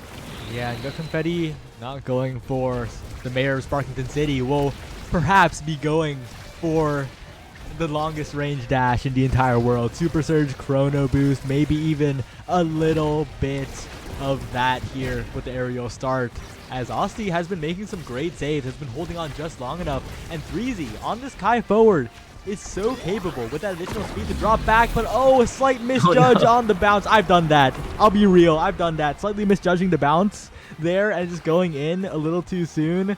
I thought that was going to hit the bumper too. We've all had that Sonny Pepega moment, Saya, as we think we're going to make it to the core in time, so we take the more long play and just let it slide in anyways. As 3Z really kind of putting on a clinic here on this Kai forward, dribbling around basically the entire team, scoring barriers almost solo. It's interesting to see X-Lore himself kind of assist X in his lore. Yeah, creating the next generation of X greats is 3Z Breezy, perhaps setting up Gut Confetti, but Awakened Shrub is in the corner, is just hitting it over and over and over again as 3Z Breezy pushing forward, getting these strikes out, but the water cannon, the hydro pump, still not enough. 3Z looking for an angle now to Gut Confetti, saved away by Meowkaiser, who was so reliable in their last match, still saving it away with the log as well. Meowkaiser holding it down with the help of Awakened Shrub in the pocket and clearing it to the top side, making sure Gut Confetti cannot get their hands on it, and Gut Confetti is the one who is low. Yeah, Gut Confetti opting for the siphoning wand here, going for that stay in your face. A KO from the juice on Meowkaiser, and Gut Confetti just hits it in with nobody there to stop it. Pushed off the edge with the water cannon, and it is not enough for the defense. Yeah, and despite both teams holding quite well, it just feels like the Wee Wee Strikers a little bit more core control. Gut Confetti, the progenitor of Wee Wee, some might say, is quite comfortable sitting up there as 3Z Breezy gives them so many opportunities, like you said. Yeah, 3Z really taking control of the midfield here, offering Gut Confetti plenty of time and plenty of options to make goals, as well as making plenty of goals himself. As you see there, the double team onto Meowkaiser, Awakened Shrub having trouble helping Meowkaiser out and getting barriers here now for the Wee Wee Strikers. Asti La Vista incredibly patient also, and can't be put out on this as they use the flip there, but they've been holding on to that flip for a while and had a number of opportunities to use it to save the barrier and just opted not to. Yeah, but oh, 3Z barely stays alive, is finally KO'd. The huge opportunity for Ignis and Shrub. They're pushing up. They get the water cannon support. On the second run, they still cannot get it. Asti almost gets the strike, but not quite enough to reach past Ignis, and we're headed to a 0.5. Third time is the charm, Saya, as they both whiff their strikes with the juice sub, but then finally get it in at the final bounce. And the KO on 3Z Breezy really shows how much 3Z has been taking over this game so far, as immediately after the KO from 3Z, they get the barrier and the goal, and make it very simple for them to run across field with no sort of contest on them. Yeah, but Ignis right now, spinning across the stage, ambiguously walking, not really revealing the form either. The slight competitive advantage, some might say, makes it a little more ambiguous, but it's also a lot of work, so it isn't really worth doing. Breezy, though, pushing it up. Gut Confetti has flip. If Gut Confetti sits in front of the barrier, this could be so devastating. Still pushing forward. The dash does not catch it. Great patience from Meow Kaiser. The perfect amount. Not get caught up by the X, but has to watch out. The wall is very close after all. The bell ringer could lead to their demise. As once again the barrage comes through 3Z. Breezy dropping back, looking for a play up to Gut Confetti, but it is still saved away by Meow Kaiser. This Dubu is holding on. Yeah, that was an incredible team play from 3Z and Gut Confetti to go for the Giga Blast through, as well as the dash prep before the Giga Blast had even hit for Gut Confetti to catch the core. But Meow Kaiser made an amazing save to keep it in play there, as Awakened Shrub and Ignis take advantage of Hasta La Vista, out of position slightly, get the barrier, and now with the juice, Great the flip. Yeah, and the flip saves it there from Hasta La Vista, and a strike core from 3Z saves it yet again. Weeby Strikers just kind of playing out of their minds right now in such a high-pressure scenario. But it's still so scary, and one missed position from Meow Kaiser, who has been so good so far, might be everything here. As 3Z Breezy dribbling in the corner, the barrier is gone, the water cannon can be activated, but Hasta La Vista barely gets back in time. The flip up to Ignis. To the bottom side, perhaps. Awakened Shrub is still there. Ignis with the open primary. It's still not enough. Still defended by the Wee Strikers. Hasta La Vista still defending even against Gut Confetti's backward spin. But in the end, the core moves a little too fast. What a volley, Saya. That volley was just everywhere. Everyone had a chance to score multiple times, and everyone holding it down as best they could. And despite 3Z's performance, Flaming Fern Feline Force actually take the first set here as we get into the draft here, as Awakened Shrub opts for the Chrono Boost first.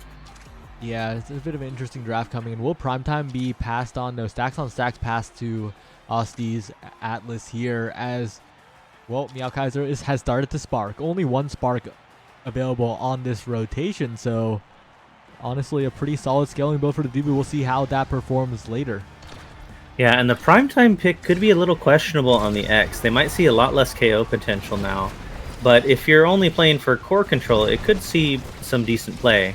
X spin, not really the well-known core control ability, but never a bad one to help X get those scores in.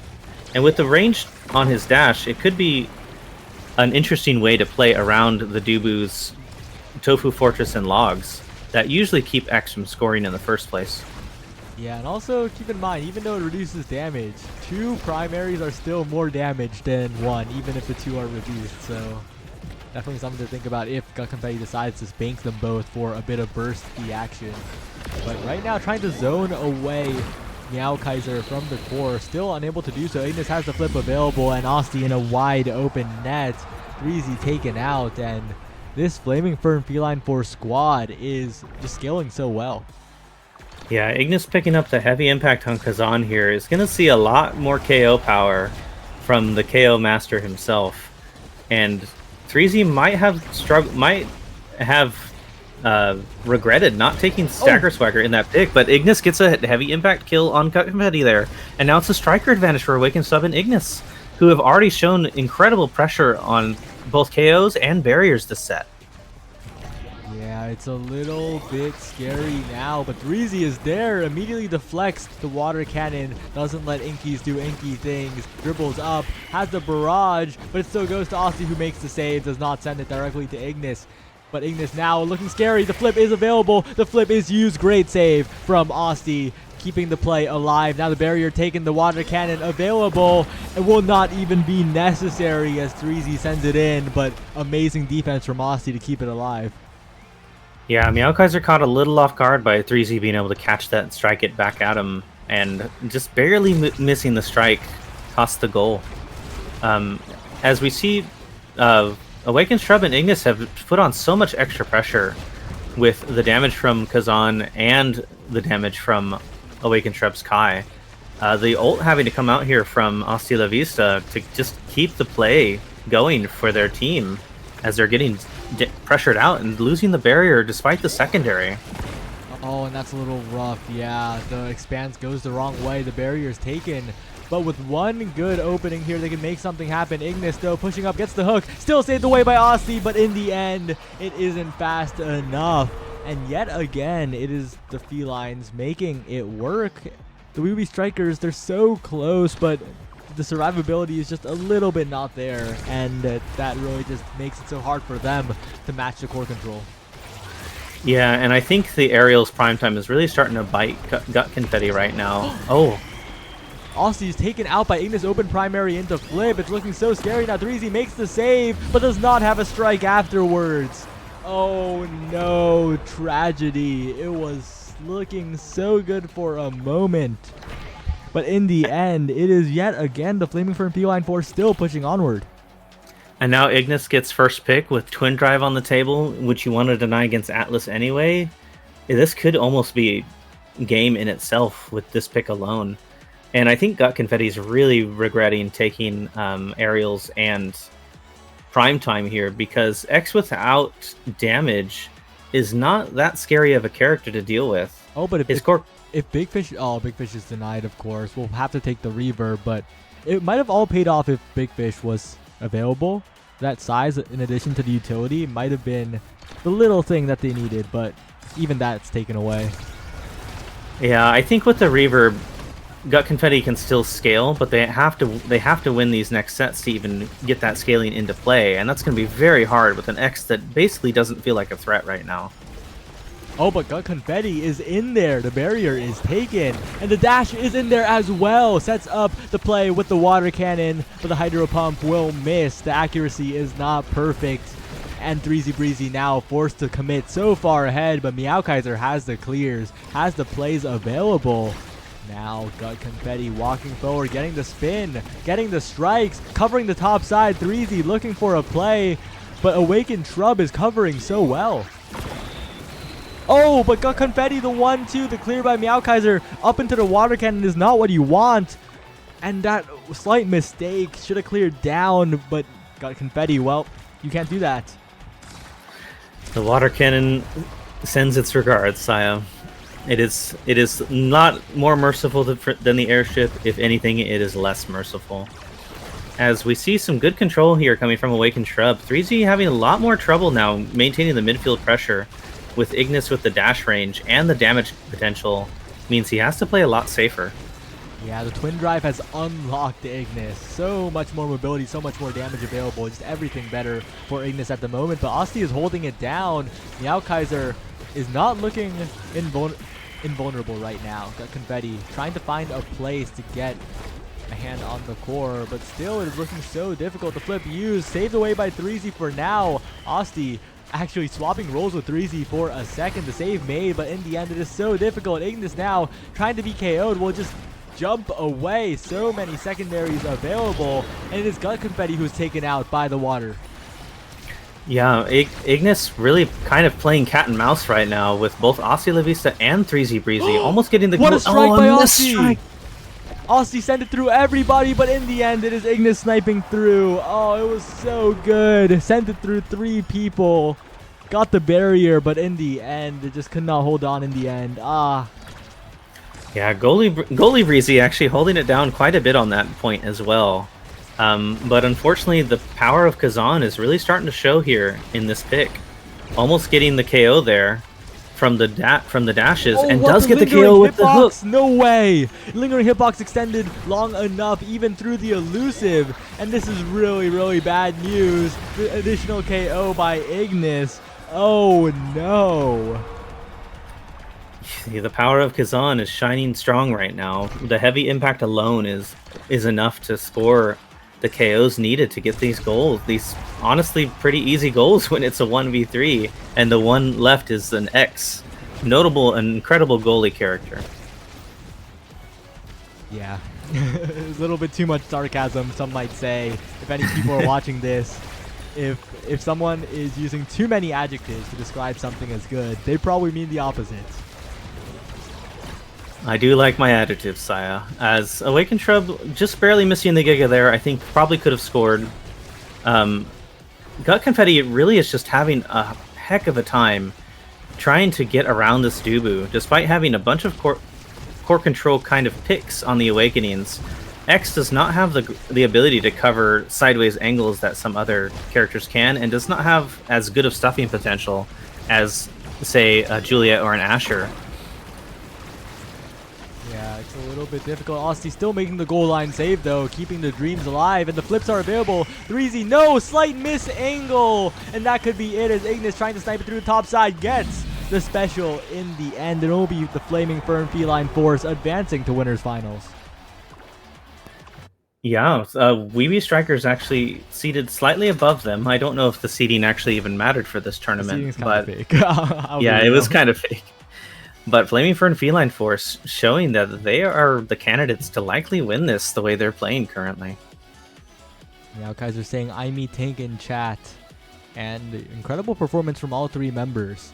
Awakened Shrub, I think, impressed me the most this game. Was really holding it down. Was really matching the midfield, and making it happen. Yeah, 3Z kind of was doing better at the beginning, but then as Awakened Shrub was able to get the chrono boost, was able to keep up quite well, and sometimes even outplay 3Z here and there. And sometimes it was just enough, along with Ignis's damage potential from Kazan, to just put on just enough pressure to get the barriers and goals when needed. Yeah. And it looks like... Surplus is 10 minutes away from home, and their match is technically scheduled, but it's fine because technically we have the winners finals right now, so we can wait. Yeah, I think we can just move to the winners final to try and give Surplus a little bit more time to get through that awful Texas traffic and make it home. We always talk about LA traffic here in California, but Texas traffic is definitely its own beast. And that special there at the end from Ignis was kind of incredible. I don't know if it was an intentional shot to the bottom, but knowing the strength of Ignis's play, it probably was. But that's a very difficult angle to get on Kazan, unless you have the amount of hours that Ignis does on that character. Yeah, the angle, ridiculous. From that range too, predicting the clear, wow. But yeah, as Breezy Breezy says, it also had the elements of... he just threw it out, and it worked, you know? It wasn't like the predict of a lifetime. It was just, they might hit it here, and it worked out.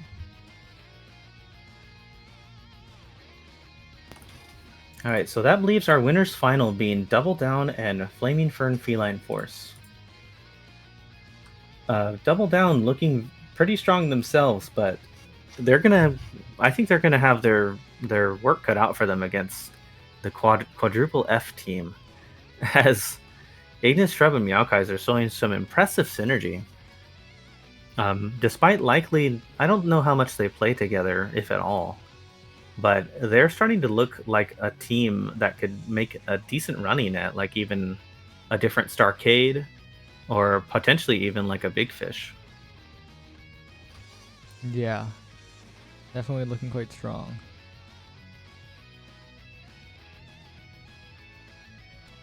But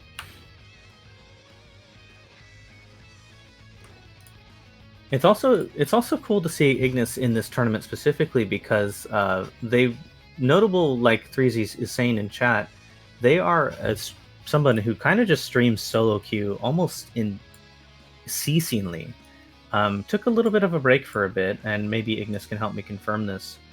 Took a little bit of a break for a bit. I didn't see them streaming for about a week or two, and then recently Ignis has been on the grind once again.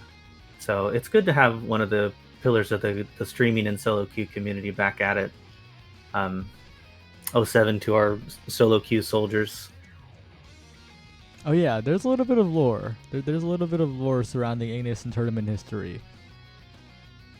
Every time Ignis has been like quote unquote underseeded, he has outperformed the seed by a significant amount. And every single time he has been overseeded, he has underperformed by like a lot. But seeds aren't real this tournament, so maybe this is his true performance. No cursing, no luck, no seed excuses. He's in winners finals. It's so chill. It is incredibly chill, Sila, as there's no need to reap what you don't sow. All right, but it looks like I should have alerted you before, but now is definitely the time for the caster change, right? I think. Yeah. Now is the time for the caster change. We will be right back in around 3 minutes while we set up the game. So everything should be all set up ready to jump into the next one. Anything you want to say before we leave, Lyrica? I just want to say thanks for having me on. I think this tournament was a really good idea, and even though the turnout looks a little low, I think it was still an incredible idea to try and get the maybe I'm overusing this word, but pillars of the community kind of involved in just having a nice kind of almost show match tournament between them all, and really get some of the newer players, especially that have been following the scene recently, like me, to know who to look out for in terms of art and various people in the back rooms of the OS community. So I appreciate you putting this on and allowing me to cast with you. All right. Well, we'll be heading to a short break and we'll be back soon. See ya.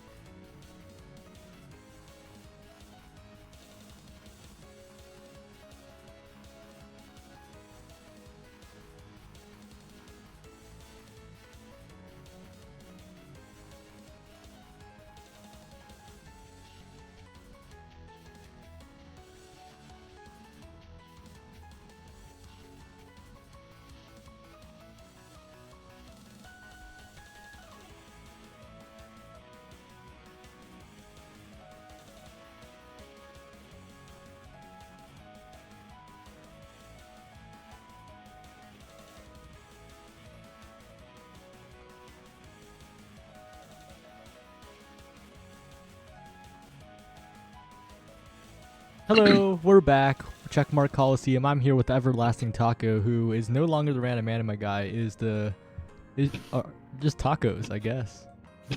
The man, the myth, the legend. It's finally good to be here. You know, I've been talking with you guys about it for a few weeks now, but here we are. Oh, there's a little bit of echo. I took that off. You're fine. Okay. I noticed it was my fun. All right, now we're chilling. We are queued up for the winners final. Flaming Firm Feline Force versus Double Down. And it's an interesting matchup. It is the two, like, quote unquote, I guess the names that you would look at it from a competitive standpoint on both teams are Fwop and Ignis, but the supporting cast, the other two members, are incredibly strong on both these teams as well. Zyoshi64 has been improving at a rapid rate recently, and Awakened Shrub and Meowkaiser in this tournament have been performing incredibly well. Yeah, just off watching that last match alone, Shrub and Meowkaiser were both performing way above than what I was expecting, considering I've only seen them really very rarely at all. So seeing them live up to par against like 3Z and his team, it was really good to watch. And then Yoshi, and Achi. Yoshi, I talk to him all the time, and he's been improving a lot. He's been grinding a lot of solo queue, and I think he'll be a real threat in this match. All right, we're loading in, and today has had a high frequency of both Atlas Lab and Inky Splash Zone. I believe those are the only two maps we have seen. Man, I'm so sick of seeing Inky Splash Show. John Odyssey, please get rid of this map. Anything else at this point? I'd rather go to Obscure at this point. But these teams have been quite interesting on this. I believe, yeah, Flaming Firm Feline Force are fresh off a game on Inky's. So it'll definitely be a little interesting. They ban away the potential Asher from Zyoshi, but I'm not quite sure if Zyoshi really wanted to play that anyway, given their character pool has a lot of other things not named Asher. Yeah, who knows? He might pull out, if he was going to pull it, that's okay. I think he might pull out the Zentaro if he's truly feeling himself, but who knows? We'll see what will come. Flop probably on this Rasmus here. Achi probably going to offer a Dubu, I believe, on this map. Could be something different, but we'll go with the Atlas. Okay. And now this should be Ziyoshi's pick, right? The last one? It should be, unless we're changing it up and it's actually Yoshi on the Rasmus. You never know what you'll really see. Yeah. Oh, that's the Zyoshi Estelle, isn't it?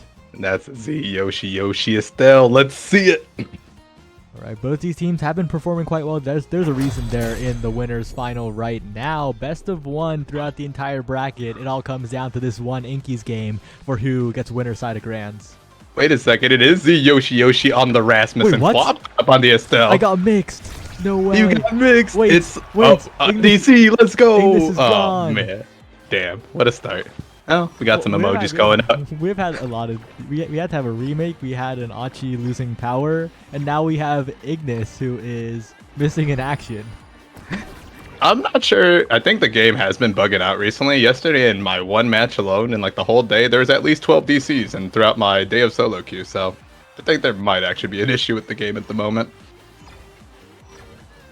Apparently, it says sign in with Steam on Ignis. What? Wait, give me a sec. Hey, no worries. In the meanwhile, everyone's just having a good time. They're just swinging at each other, throwing out some emotes. You got Shrub with his heart. It's a good time. Guys, did Ignis get banned? No shot. Like, You ain't gonna... probably not. Like, no slander. There's a 99.9% chance that he did not get banned. But what if? What if? Does that just mean it's an auto DQ? You could have a quick minute to find a sub? Wow. I don't. Hopefully it's not a ban. That'd be crazy. That's so confusing. What is going on? Well, signing in with Steam, I mean, I'm trying to think of what issues can arise when you try to sign in. So it appears. What do we do? Because That's a good question. Unlike the other DCs, this isn't something like they have to restart the computer, right? Ignis is just gone. Ignis has been removed from Omega Strikers, needs to sign in with Steam. Huh. Is it time to make a Smurf real quick and log in as Ignis Smurf account now? It would be tragic though, because he wouldn't have his Kazan pick. So I'm not quite sure. Well, give me a sec. I'll send us back to the break screen, but Hey, no worries. We got that's yeah, like oh, this is one of the more interesting issues. You ever have a Steam issue before? Is this the first one?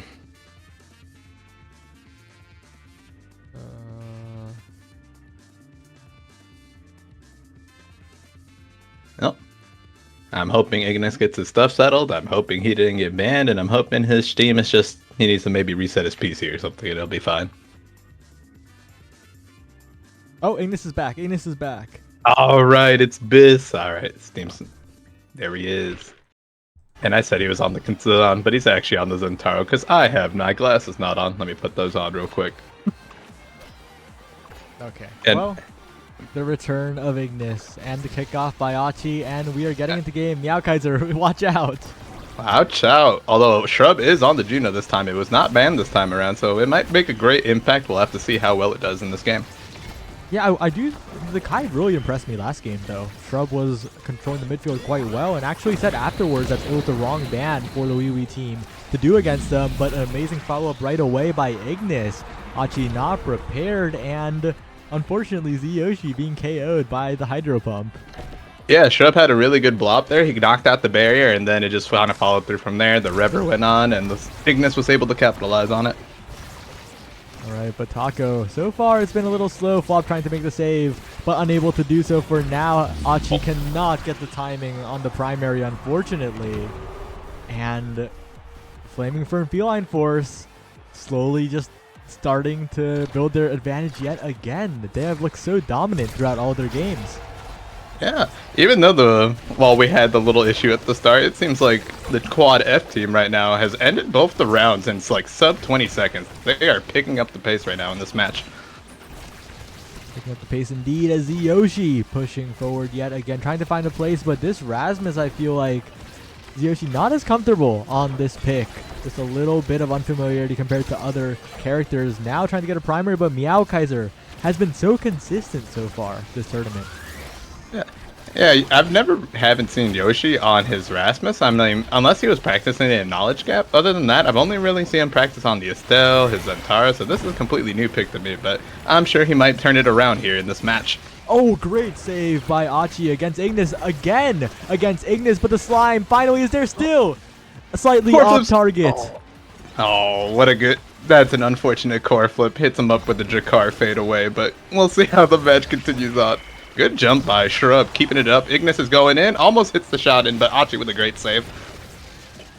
Amazing saves coming out from Achi, but will it be enough? The barrier on the other side is still not taken. Ignis cannot get the goal. Achi still manages to save it in the end. Ignis now trying to go forward, still saved away by Achi, but Yoshi trying to get the barrier, and both these goalies are just defending. Yeah, they really are. Achi is holding it down so much. So many snub opportunities by Ignis, but Achi has been holding it down. They are not letting this core go through. And the barrier goes back the other way. Yoshi's got a hook in, almost got a Shrub into the river. It's back to Flop into Yoshi. Will he be able to capitalize? It's into the river, into the... Oh my, I'm losing track of everything.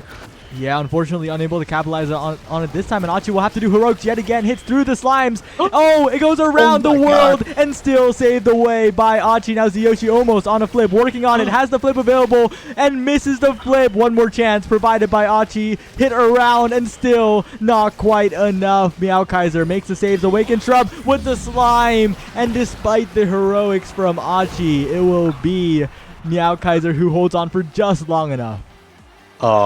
Achi tried their best to keep that round together, but in the end, just that Juno slime coming out and hitting that angle at the very top, it just sinks on through. No competition. It's so tough. This Zentaro from Ignis is the first pick here. A little bit thankfully for the side of Double Down. No turbo, super, giga winning Biz, as some in the Omega Strikers community would say. No super duper BestieInSlot awakenings here to worry about. No, but Juno getting aerials is really massive. I think that extra jump range is going to come out huge for snubbing or just catching the core when you're not expecting it. And same with Atlas getting big fish is actually really good as well. Just exercise always helps you out when you're trying to block, but we'll see how it goes. Yeah.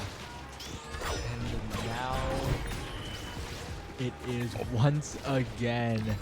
It's Achi forced to defend the open goal yet again. The slimes are coming in. Awakened Trub with the dribbles and still defended away, this time by Fwop Dwop. The strikes are popping off right now. Oh, Yoshi almost got that with that deft touch right there. Almost brought it in, but the ball comes down to Ignis. Ignis finds the bottom corner and he shoots it on in. And unfortunately, the offense just cannot get rolling in time for a double down. The defense is holding, but also the defense on this barrier is a little bit lacking, right? Achi has been doing some incredible heroics on the open net, but the barrier has been falling a little bit quickly.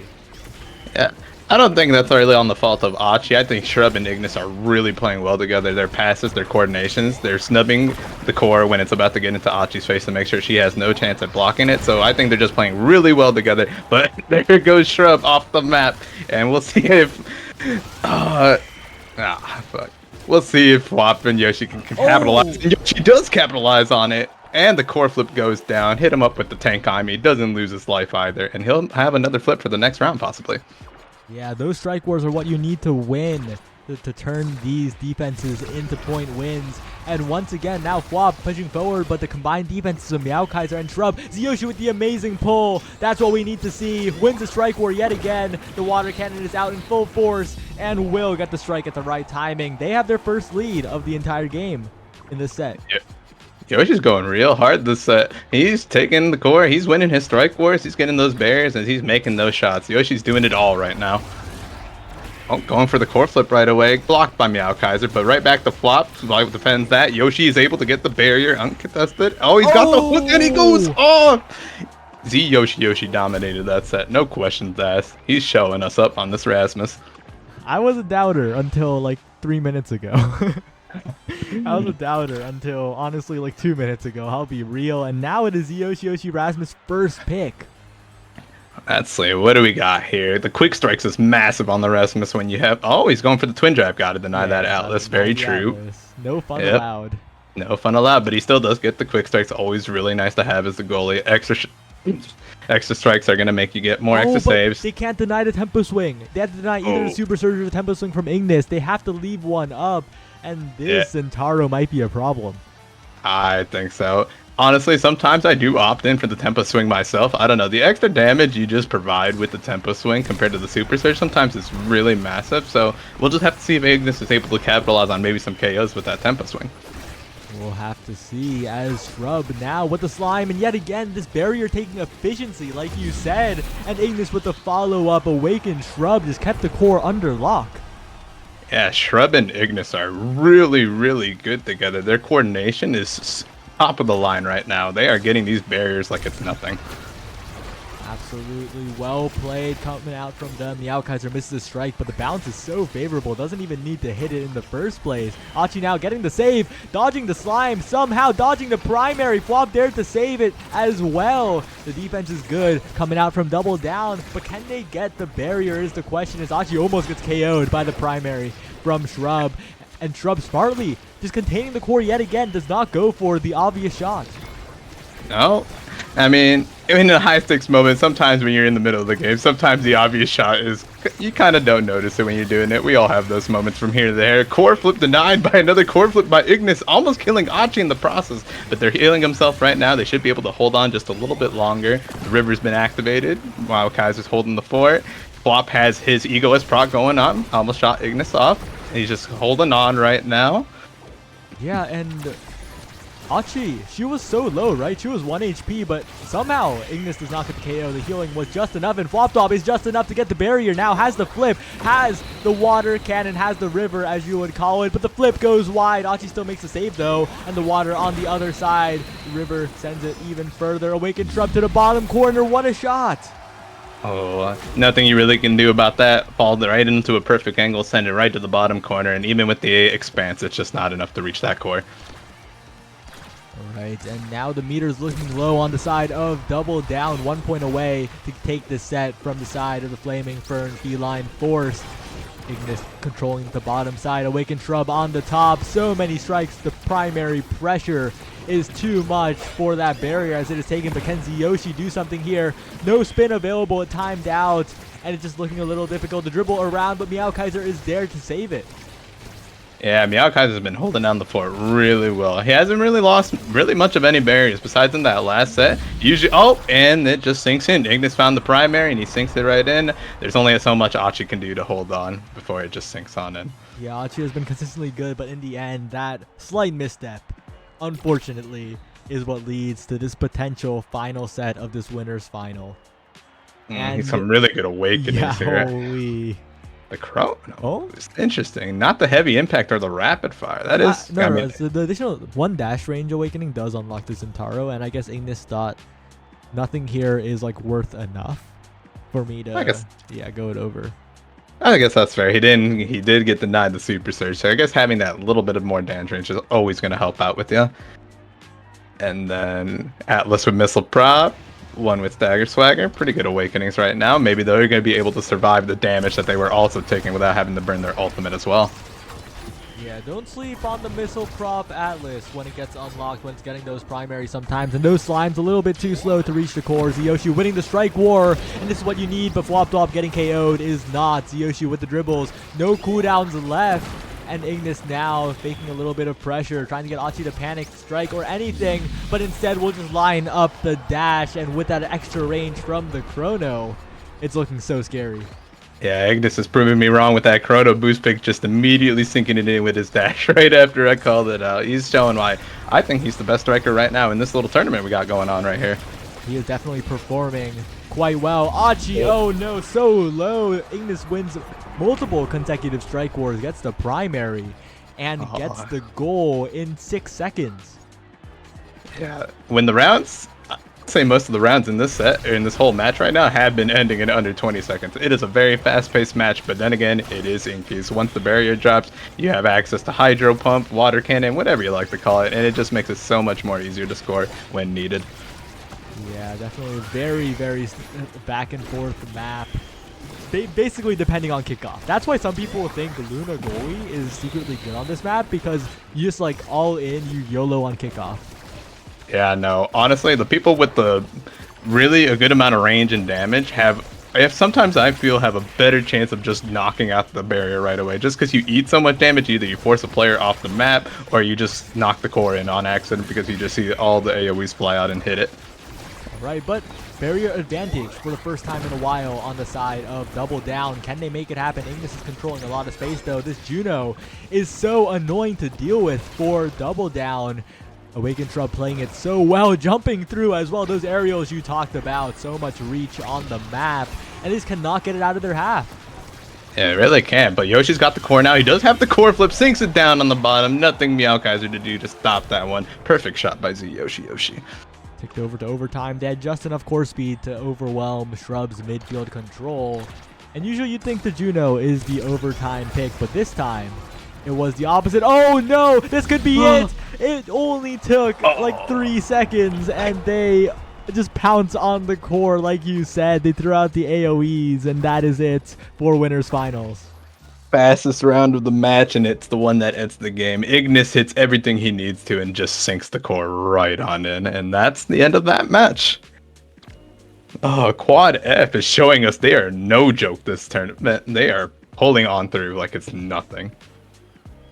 Yeah, and I don't think a lot of people would have put this team as the one that was like super duper favored, but Ignis has been performing exceptionally, and Meow Kaiser and Awakened Shrub have been performing beyond my wildest expectations.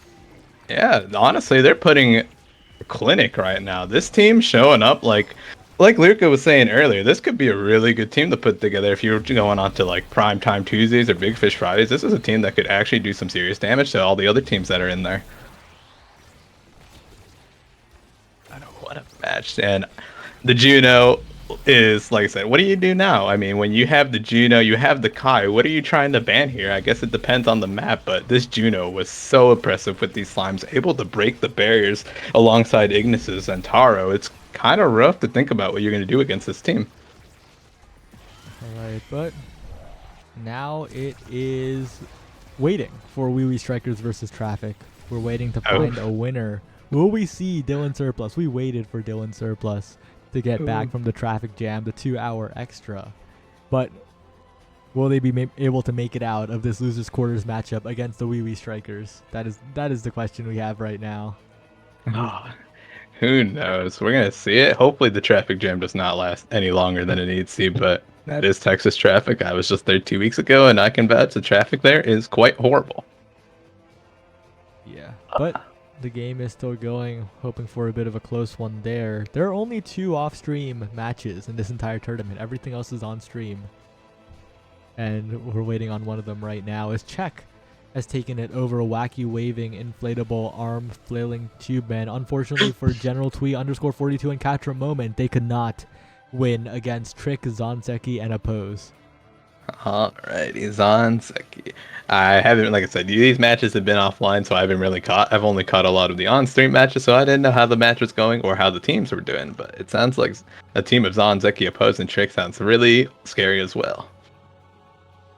Yeah, that team, I think would have been my prediction to win the entire thing, but Flaming Fern Feline Force has surpassed them. Double Down also beat them in winter semis, so Czech has a long road ahead of them if they want to reach that top spot.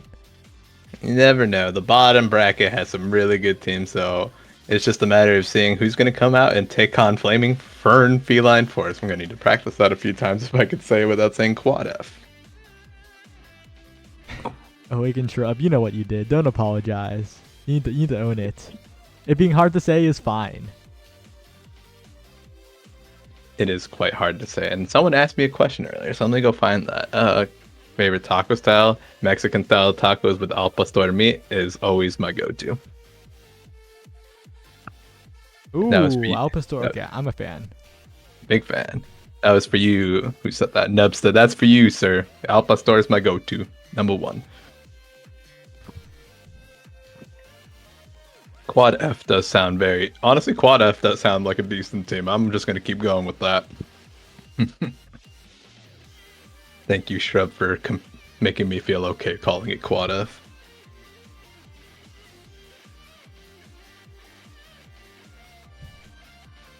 F to the 4th. I hate Quad it. F or double FF? Double FF. Double FF sounds good as well. Or... I'm not going with Nubsta's F to the 4th. F to the 4th. F to the 4th. Or F over 4. Maybe just 4F. F4.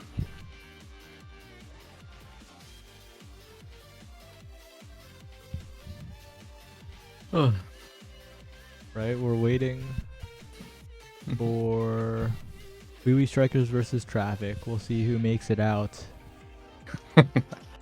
Any word on my man's traffic? Well, Surplus has made it home, so there's that at least. Okay. Yeah. That's good. No worries on that one, at least. Flop has a sword. What a champion. What's the score looking right now in the match? Any word on that?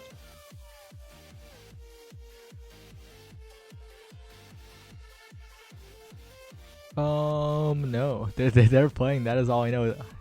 I'll have to see if any of them are streaming, but it does not appear to be the case. That's tragic. When you needed them the most, they vanished.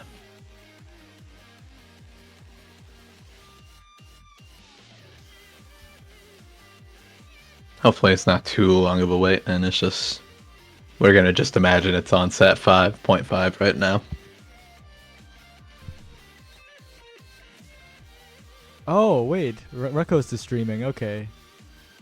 Oh, and it looks like they're having a bit of a hard time. It looks like it is currently favoring the side of Wee Wee Strikers quite a bit. They are 1 point away from taking it. Okay, close enough. I got pulled up the stream, and as you said, it's 1 point away from game over here. 0-2. Oh, let's see if they're able to pull anything out here. I would love to see from a closer angle, but I'm currently on an ad break, and the match is over. Alrighty.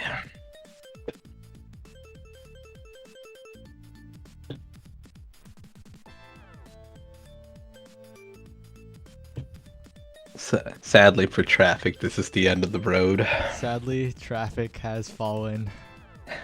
They hit a traffic stop that they are no longer able to pass. It's finally over. But that Oh. means it is the Wee Wee Strikers versus Czech. Okay. Are we gonna get? You think we'll get maybe an X matchup here? You think X lore is gonna come into fruition? Gut Confetti is probably going to be on the X, I believe. Breezy Breezy will be a supporting member of the cast, unless they change it up. It could very well change it up. Hopefully, I don't know if Gut Confetti plays anything else besides Brawler, but I know 3Z has been playing a lot of other characters when we do our in-houses, so I know he's very versatile in whatever he plays. So you never know what they pull out.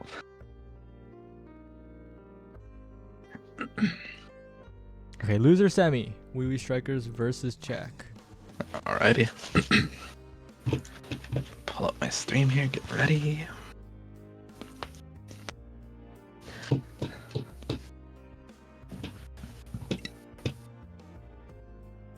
Alrighty. Hopefully it doesn't take too long for them to get set up here, and we'll be good to go here in a minute or so. This is clearly a central game. Central Gaming. Central Gaming. Make all servers central, please. Whoa.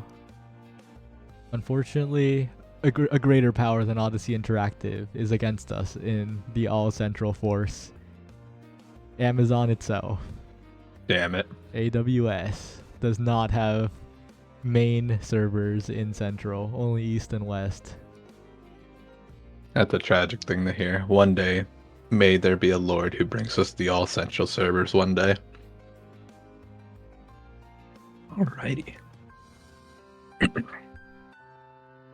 Alright, loser semis. This is Wee Wee versus Czech, and this matchup has not happened so far. They have been on opposite sides of the bracket, so it'll be an interesting one. It's a bit fresh. That's good to hear. After watching Wee Wee Strikers, I mean, I was can't really say much on their team. Quad F just kind of like went super harder than anyone had expected, but they are this far into the tournament. They do get to play against Czech. I'm hoping to see an X-Lore matchup, but no guarantees on that. But we'll see how it ends up. Yeah. It's interesting. It's very, very interesting to see, as they should queue up soon, I believe. But Maybe they have a thing or two to take care of. No, hopefully no worries. And hopefully no DCs to start the match. That would be a big prayer.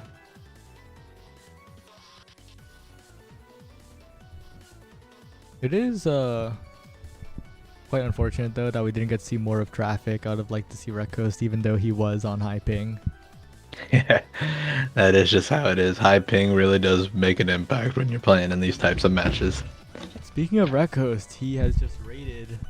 Unfortunate circumstances. I'm sorry that it had to be this way, but thanks for playing. Hopefully it was a little fun. Hopefully we get to see you again in any other tournaments, even if it's high ping. Oh, and Surplus with the raid too, yeah. Unfortunate how the circumstances went. Next time we'll buy you. If we get a big sponsor, we're working on it. And thanks for entering always. But All right. speaking of thanks, the teams have queued up, so thankfully this break will finally end, and we will start the match. Wee Wee Strikers versus Czech loser semis. Alrighty, let's see. What do we got here for our starting awakenings and maps? I'm hoping it's not Inkies again, but you never know. Alright, Oni Village, something other than Inkies. I'll be content no matter what happens this match. Alright, it is the Wee Wee Strikers on the left versus Czech on the right. And, oh, is this the one where Breezy Breezy will go X? Oh, you never know. They could always pop it up, but we all know 3Z's X lore himself. If he pulls it out, I'm more than content that he will be able to show up to the game to play. Okay, and the goalie bans come out. Osti Going the Asher goalie this time. Interesting. I think I've seen hovers, but I haven't seen it being picked by Osti so far, so definitely interested to see how they'll pilot this, because they've been pretty solid throughout this tournament. But the scary thing is Estelle, and picking X on this map is a little scary as well. Yeah, the Rasmus is picked. You don't want to pick X on Oni Village, especially when you have to be doing a lot of the core controlling. For sure. And he is swapping over to this Rasmus pick. The Asher goalie is always interesting and fun to watch. You don't really get many of those really at all. Oh, X lore continues on. Is that Mr. Zonseki himself? We'll have to see here. It is Zonseki picking his signature X. And we're going to see how the map goes. You got Trick on Estelle, Oppose on Rune. It's going to be a really good match. Yeah, and the starters are Spark of Agility and Reverb. Incredible scaling immediately to start. Yeah, incredible scaling. Reverb has been oppressive ever since it got buffed. It's still kind of strong ever since it got a little bit of a nerf, but it's still, I think, the best Stagger Awakening you can get. Spark is always good to have because you always have the guaranteed scaling, and these are really good awakenings to start the match off. Oh, but right now, Oppose is playing this Rune goalie quite well, blocking off the midfield, blocking off the speed lanes, making it a little hard for Aussie to play the game. So much pressure, but Trick unable to get the primary. Now, can 3Z Breezy and Gut Confetti create some offense? No, yet again, it's a little hard, but Aussie manages to make the save. Gut Confetti with the dribble slightly too far away, as 3Z now has a dribble on the Rune pillar that lasts too long for comfort. Oppose makes a save, but a great primary by 3Z will send it through. Oh, these pillars are going to be really, I think, the bane of 3Z's existence. If they get a creation awakening and he has to dribble against it, Frick shoots it in and makes that goal with his primary. Good shot by him. But yeah, I think Rune is going to be the catalyst of this game based on who gets the awakening creations. Those pillars are going to be massive damage throughout later in the game. Right. Trick now getting a barrier, trading the top barriers 1-for-1 as Zonseki with a strike reset on the X Maximus. Trick, Zonseki, what a passing play in front of the net, overwhelming the defenses. 3Z was covering bottom, but both of them could not cover the entire goal. There's only so much you could do. The passing was great. The barriers went down really quick. It was just an onslaught right from the start, and there's only so much you can do when you're getting pressured so heavily like that. So difficult. There's now 3Z Breezy pushing forward, trying to get a flip, trying to get the flip defense. And Aussie loses track of the core for a second, and that is just enough for Zonseki to get in there. Great flip by 3Z to save it now, but Oppose gets the banish. Unfortunately, own barriers twice. Oh no! No, that's not what you want to see, but it happens to the there. best of us. Oh. The rune pillars happen to the best of us. Sometimes you just double bury yourself without trying, and it's so unfortunate that it happened that way. Good. Well, that was an interesting core flip. It almost went right back into Gut Confetti and almost scores it in if he had hit the stop. Good job by Oppose to block it. Trick's going in right now, misses his dash. Pass down to 3Z. It's going to go right back to Oppose. Passes it to Trick. 3Z hooks it away. Zon's doing real well, making sure it doesn't pass any really past the midfield here. Yeah, and now Gut Confetti starting a little bit of offense in his overtime. It's a lot scarier, and the core is just a little too fast for Oppose to do something after that banish. The cast time is a little too long.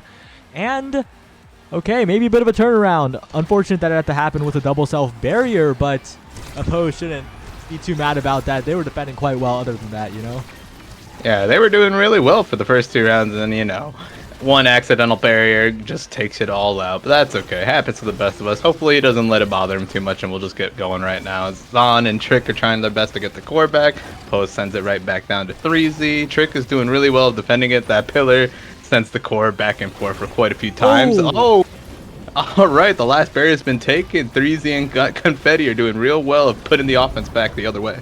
Yeah, now 3Z trying to get the strike on the core, but Trick is a little faster. But 3Z with the pull up. Oppose still manages to save it. Oppose has been performing so well so far. Hits it through. The pillar disappears right on time, and maybe Oppose is the main character. That was almost a scripted moment right now as Zonseki has flip available, but it's pushed away. The banish comes out. Offensive opportunity for Gut Confetti and 3Z, but the pillar is perfect from Oppose. The dash in from Zonseki is still saved away by Osti and 3Z. Now the flip block is not there in time. Osti has flipped though for this defense. Will flip it away. Send it to Oppose. Now 3Z pushing forward. Oppose sending it away over and over. The pillar is good, but Gut Confetti cannot get the follow-up. Got Confetti now, an opportunity. The meter is high, and 3Z will send it in. And look at the energy economy. It's so good for the Wee Wee Strikers. Yeah, the Wee Wee Strikes are definitely having the advantage heading into this round. All of them, except for Aussie, are going to have core flip here. Just a few strikes abilities. You'll be able to have it. They might be able to use these core flips to take down the barrier. Ball goes towards the way up opposed, handing it right back into the top left barrier of Oscar Vista. 3Z's got the dribbles right now going. Loses the strike 4 in that one. Trick sending it back over to Zonzeki, but the primary off the Rasmus is able to get the bottom barrier. It has his core flip, able to almost get it, but it bounces off the barrier. Back right to Austin. Confetti still has his core flip. He might be able to make a play happen if the ball gets his way, but we'll have to see what happens. Got Confetti so close. Has the flip available. Trying to make a play here. Zonzeki in there.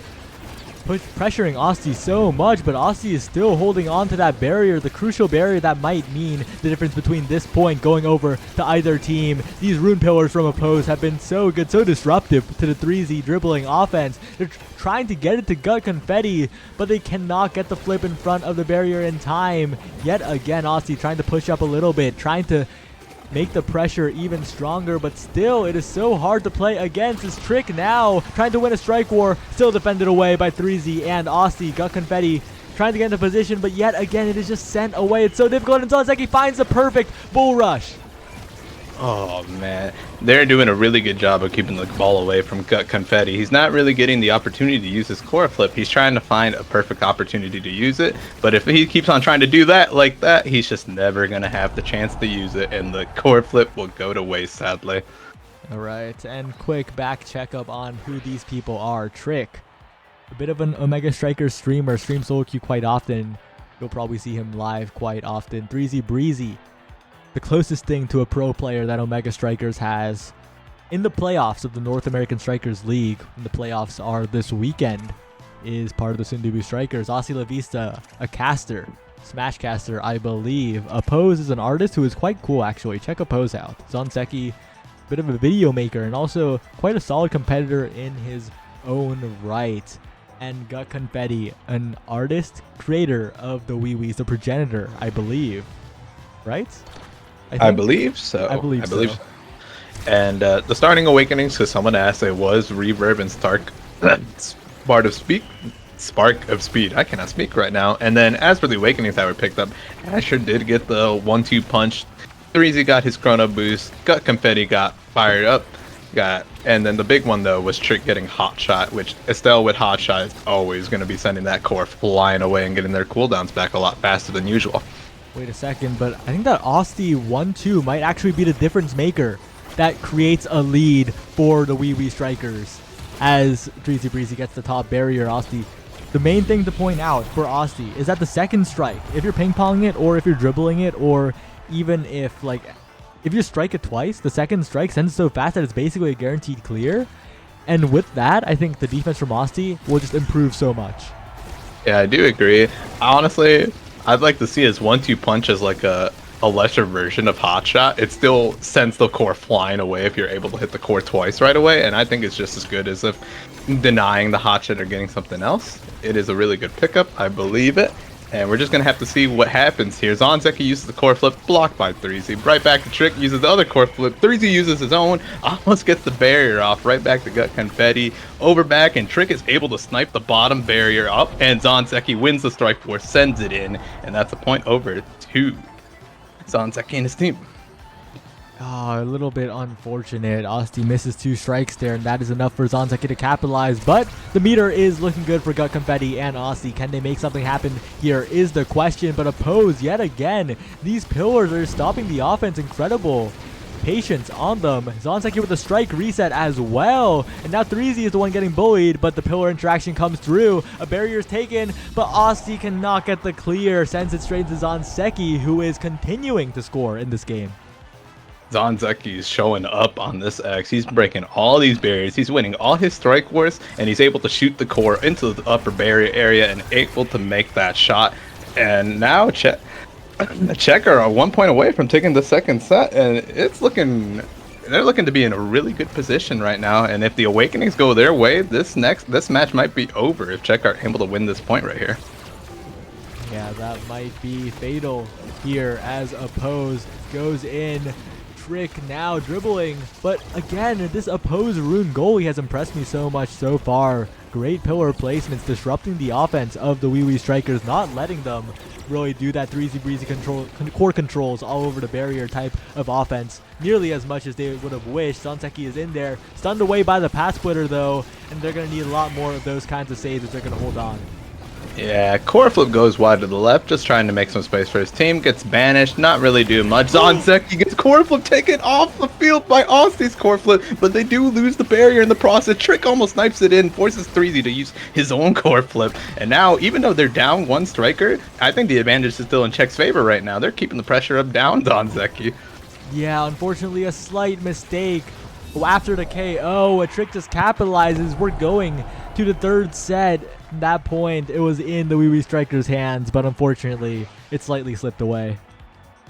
Trick has been showing up on Estelle, getting back-to-back MVPs, and let's see you, though. Got a few good choices here, but I think ideally you're probably going to go for the rapid fire here, because there's not really much you have to deny here. Yeah, it's a little bit rough this draft, but the Catalyst, I think, might be a bit of a saving grace here if the energy can come through, if the flips can be used on defense. But the prime time goes on over to Oppose, who has been so good so far, and this defense just got a lot harder to break through for the Wee Strikers. Yeah, primary fire on Estelle, big fish on S, and then you got the prime time on Opposed. I like to believe that they won this draft, and it's going to be really, really hard. Even though Asta got the Catalyst, they might be able to get more core flips. I think the advantage is still going to go over to Czech. Yeah, and these passing plays, Trick so much control because Oppose can just feed him the core. Now Oppose passing it back up the Trick. Look at that. Good Confetti trying to win a strike war, but there's so many layers to this offense. There's Zanseki standing there, but finally they do get one, but another pillar perfect from Oppose to disrupt the 3Z breezy play. And once again, 3Z is being forced to play in a very uncomfortable angles because Oppose is just putting the pillars down. But finally, gets the perfect primary. The pillar is not there in time. Oppose with the own goal. No, still saves it. Oh my god, almost accidentally own goals and stuff. He is able to pull it back onto the other side. Zanseki's got his core flip, Oppose basket back to Zan. Zan tries to dash in and get the core, but it is dribbled away from him. He's able to use his core flip. Asta uses his own core flip, gets knocked out by 3Z, and now they're down a man. 3Z has his core flip, shooting it at the top corner, almost hitting it. Almost a second perfect strike, and almost hits it with his primary, but it is not enough to capitalize on it right now. And Zan will be back here ready to fight once again. Yeah, and got Confetti trying to find an angle, but oh, Trick with the long-range core flip finds the opening, finds the shot, and the Wee Strikers were so close, but yet again, it is Czech taking the lead. Wee Strikers, a few missed opportunities there to get that goal, but they're unable to get the core in, and Trick has been able to get most of these goals pretty good with all of his shots. They're lining up real well. 3Z's taking the core back away, able to break one of Hachi's barriers, and the core is back on the other side. Austin La Vista is having a rough time dealing with this X, and Estelle. There's not really much you could do at this point, even with the Catalyst. Yeah, Zanseki getting this X, playing it to perfection. Trick getting the snipe KO. 3Z forced to be the goalie, to be Iron Wall 33, some might say. And managing to defend for now, but Zanseki in front of the net. 3Z finds it for now. Zanseki casts the spin, and that animation lock means that they can save it for now yet again, but Zanseki is in there. And once again, sending it in the goal. Czech performing incredibly well. I don't know if he meant to hit primary they had. He just striked it instead. He would have got the core in that goal, but it doesn't really matter. He's able to still score it 5 seconds later. But nonetheless, uses his core flip right away. 3Z's forced to use his flip, misses the hook, and the core is heading back over to Zanseki and Trick, doing a real good well of keeping the core in this top left corner, able to get that barrier gone right away. Oppose uses his bandage, doesn't do real much of all, just gets it right back. The top right barrier is lost. Oppose is passing it up into the corner. Trix has got his core flip. Oh, accidentally whips the core flip. There's not much you can do about it. Aussie's pushing up a little bit, has his own core flip, and we'll see if they're able to capitalize on all the core flips that are gone now. Yeah, Will they be able to capitalize is the question we have to ask as 3Z pulls Trick away. Oh, and a KO onto Zanseki. They do lose the barrier for this. We've seen this before. Can they get this barrier? And a great banish from Oppose. Halts the play for now. Got Confetti trying to make it happen. They get past Trick for now. The blink comes through. Trick trying to snipe it away. But once again, it goes into the hands of Aussie. Clears it away from the snipe of Trick. But there's another phase in this Trick boss fight. Zanseki comes in, 3Z with the dribble, and Trick catches it. Trick catches that with the primary. The hotshot just sends it on through, and it slips right into the top corner. And that's the game for Check. Wee Strikers unfortunately knocked out of this tournament here, but Trick has been playing incredibly well, and this match was pretty lopsided from the look of it, but I think just the coordination for Czech right now is just a lot better for them, and it's able to capitalize on getting that win. Yeah, good attempt by the Wee Strikers. We saw flashes of brilliance, but it really came down to the passing plays, and Czech had them. They really did. But and that's the end of that. I'm always going to be sad to see 3Z go, but that marks the end of their run for this tournament, and that just means that Czech is now going to have to go against... Let me pull up my thing here. It's going to be Czech versus... Double Down. Double Down. What are you thinking about this upcoming matchup? Both these teams are incredibly strong. I think all three teams left are incredibly strong. They have shown that they have meshed together over the course of this tournament, and all three of the teams left are definitely could take it all, I think.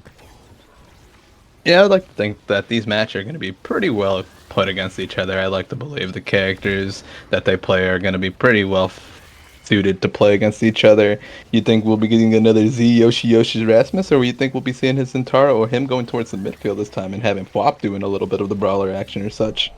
I don't know. I think I would see more brawling from Z Yoshi personally, because Flop in the midfield feels a little bit more stable, but it might be the other way around. We'll have to see. Hopefully you can just take a few minutes to get this match set up, and we'll see how the game starts off. And I'm just still praying for no more Inkies the rest of the night. Yeah, and once again, shout out to Oppose. Really did so well on that Rune goalie. I think if anyone clips this tournament, they'll remember the double own barrier, but they won regardless. Oppose was interrupting the offense from the Wee Strikers constantly. The Rune Pillar placement, the Rune Pillar timing was really good. Oppose was fantastic that match. The only man allowed to take Oppose's barriers is Oppose himself. He was just that good at defending these barriers. How real is that? Only Oppose can take his own stuff. You think it might be consideration to ban out Oppose's Rune, unless it's just on Oni Village or Awakening based. I think it's very dependent on a lot of factors, right? Because Oppose clearly has other goalies. We saw the Dubu come out and it was just as good, so... For sure. We'll have to see if there's going to be any target bans or just banning of any strong characters. It all really just depends on the Awakenings here.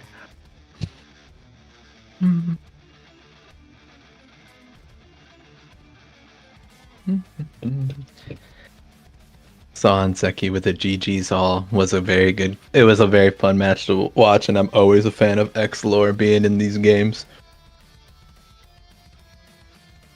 Right, but it is now Czech versus Double Down, and apparently Denver is acting up today.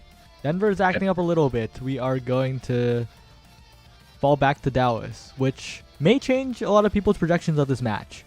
This means that I believe Trick and Achi have incredibly bad ping on Dallas, but Denver is currently pretty doomed. So they'll have to fight through it. I think that's gonna impact a lot more Achi being on the goalie. It's gonna have a lot more effect on these saves that they're gonna be able to dish out here. And we don't know. Bad ping is always a curse to have, but there's not much you can do when Denver is sinking as we speak. Austin in the chat, thank you for joining. You had such good moments. Looking back, definitely so many clippable moments. It was cool having you here. Thanks for participating.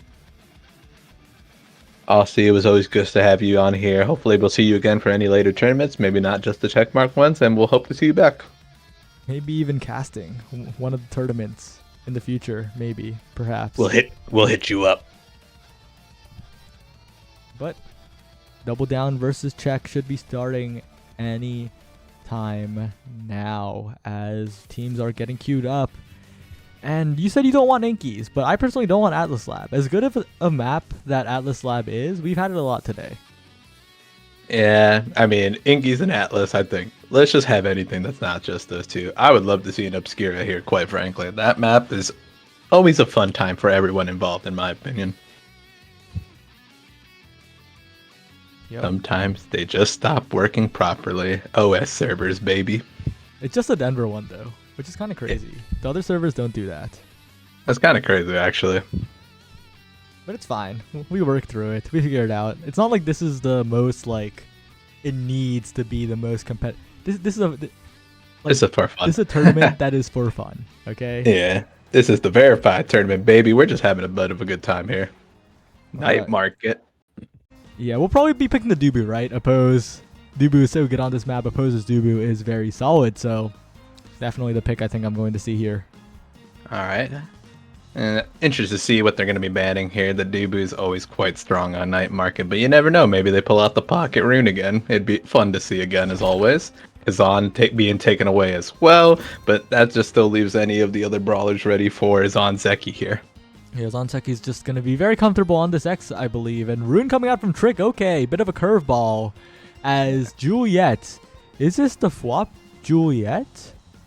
Is this the Z Yoshi Juliet? Unless this is the actual pocket Z Yoshi Juliet. I'm going to say it's probably flops here. Wait, but no, the error is flop, right?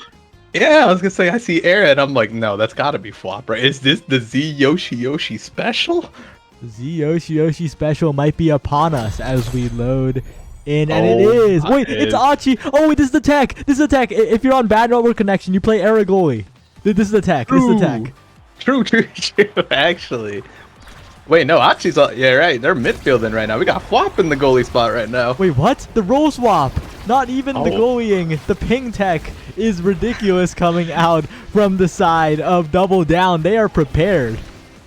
Not even Dallas is going to stop Flop and Achi. They just make a quick roll swap, get the arrow out on the midfield, and have Flop be our goalie here. Doing a good job protecting that bottom last barrier, but Trick's Rune right now has been doing quite well to keep the ball away, even in fact taking the first barrier on the top right.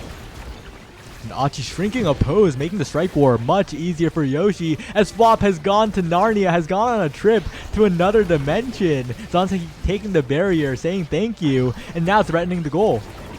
Yeah, a little bit of bad positioning there. The core was on the bottom for quite a bit there, and he was just hanging on the top side, but it's alright. Oppose is doing well to defend this bottom gate right here. Z, Yoshi. Oppose has been shrunk again. Yoshi's got his flip. Era's been banished. Swap using his own core flip, able to get it away. But here comes Trick again, trying to get pillars in. Zanzeki with the core flip, sinks it right on in through Flop Drop, hitting us up with that good old Aimi emote. Oh, and it's looking a little bit unfortunate as Flop is being subjected to the goalie sitting, the Okiing, as the Omega Strikers community would say. Yeah, good old Oki never fails. What can you do when you have X just sitting on you, just beating you down until you're out of the map? It's always so much to do, so Flop is probably going to be hoping to get some awakenings this match that help prevent this Okiing from happening. Oh, the McDouble, not like this. Shot up by Trick, and Zon has gone back to beating up Flop Dwop, taking him right into the corner, but the ball right now back over to Oppose, misses his hit. You see Yoshi gets a dash punch in, and then we're going to be able to see if they're able to clear it out. Flop is at half HP, Achi's at half HP. They're looking real rough right now. Yeah, the Flop health bar, not long for this world. Still getting the clear, still surviving for a moment, still getting the strike war wins, still surviving somehow, getting bounced off the walls, but not being taken out just yet, winning the strike war. Flop Drop is surviving. Flop is surviving. He got out of his staggered form, but now he's taking up the X Maximus right off the map. The core is going right over to Zon and just sinks on in. Zon is able to keep Achi away, and Trink sinks it in from over in the midfield. Oh, that's a little bit unfortunate to see. Maybe they can pick up something to be tankier, but the issue is Zanseki's also going to be scaling the damage. Yeah.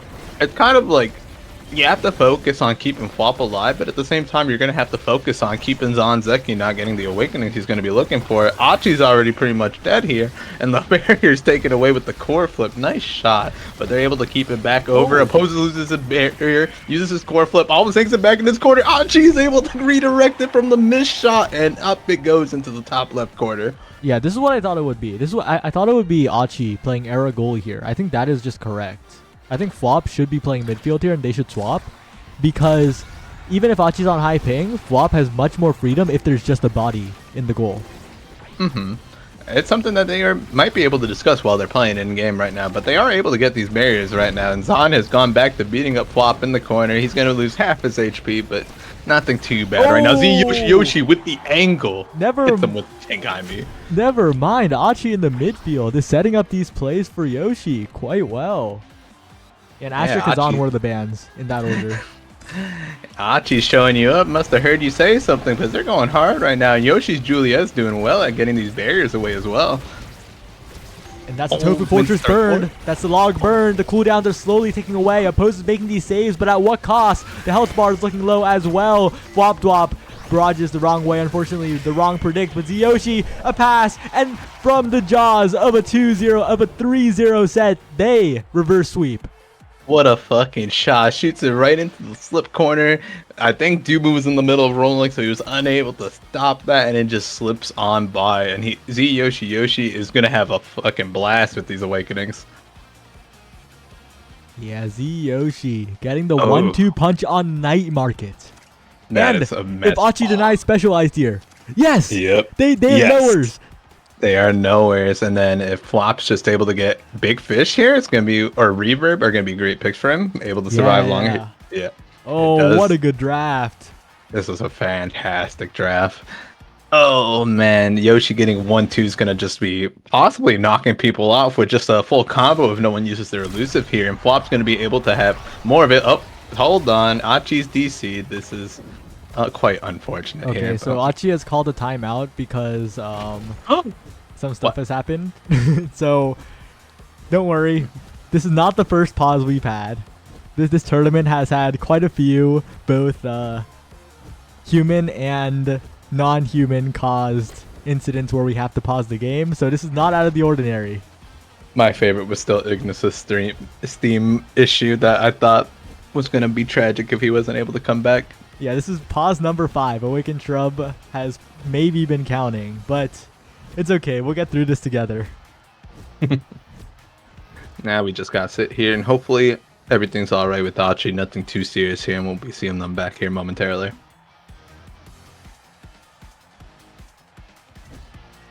Wop, we need to see you be a more aggressive goalie. We gotta see you right in Oppose's face.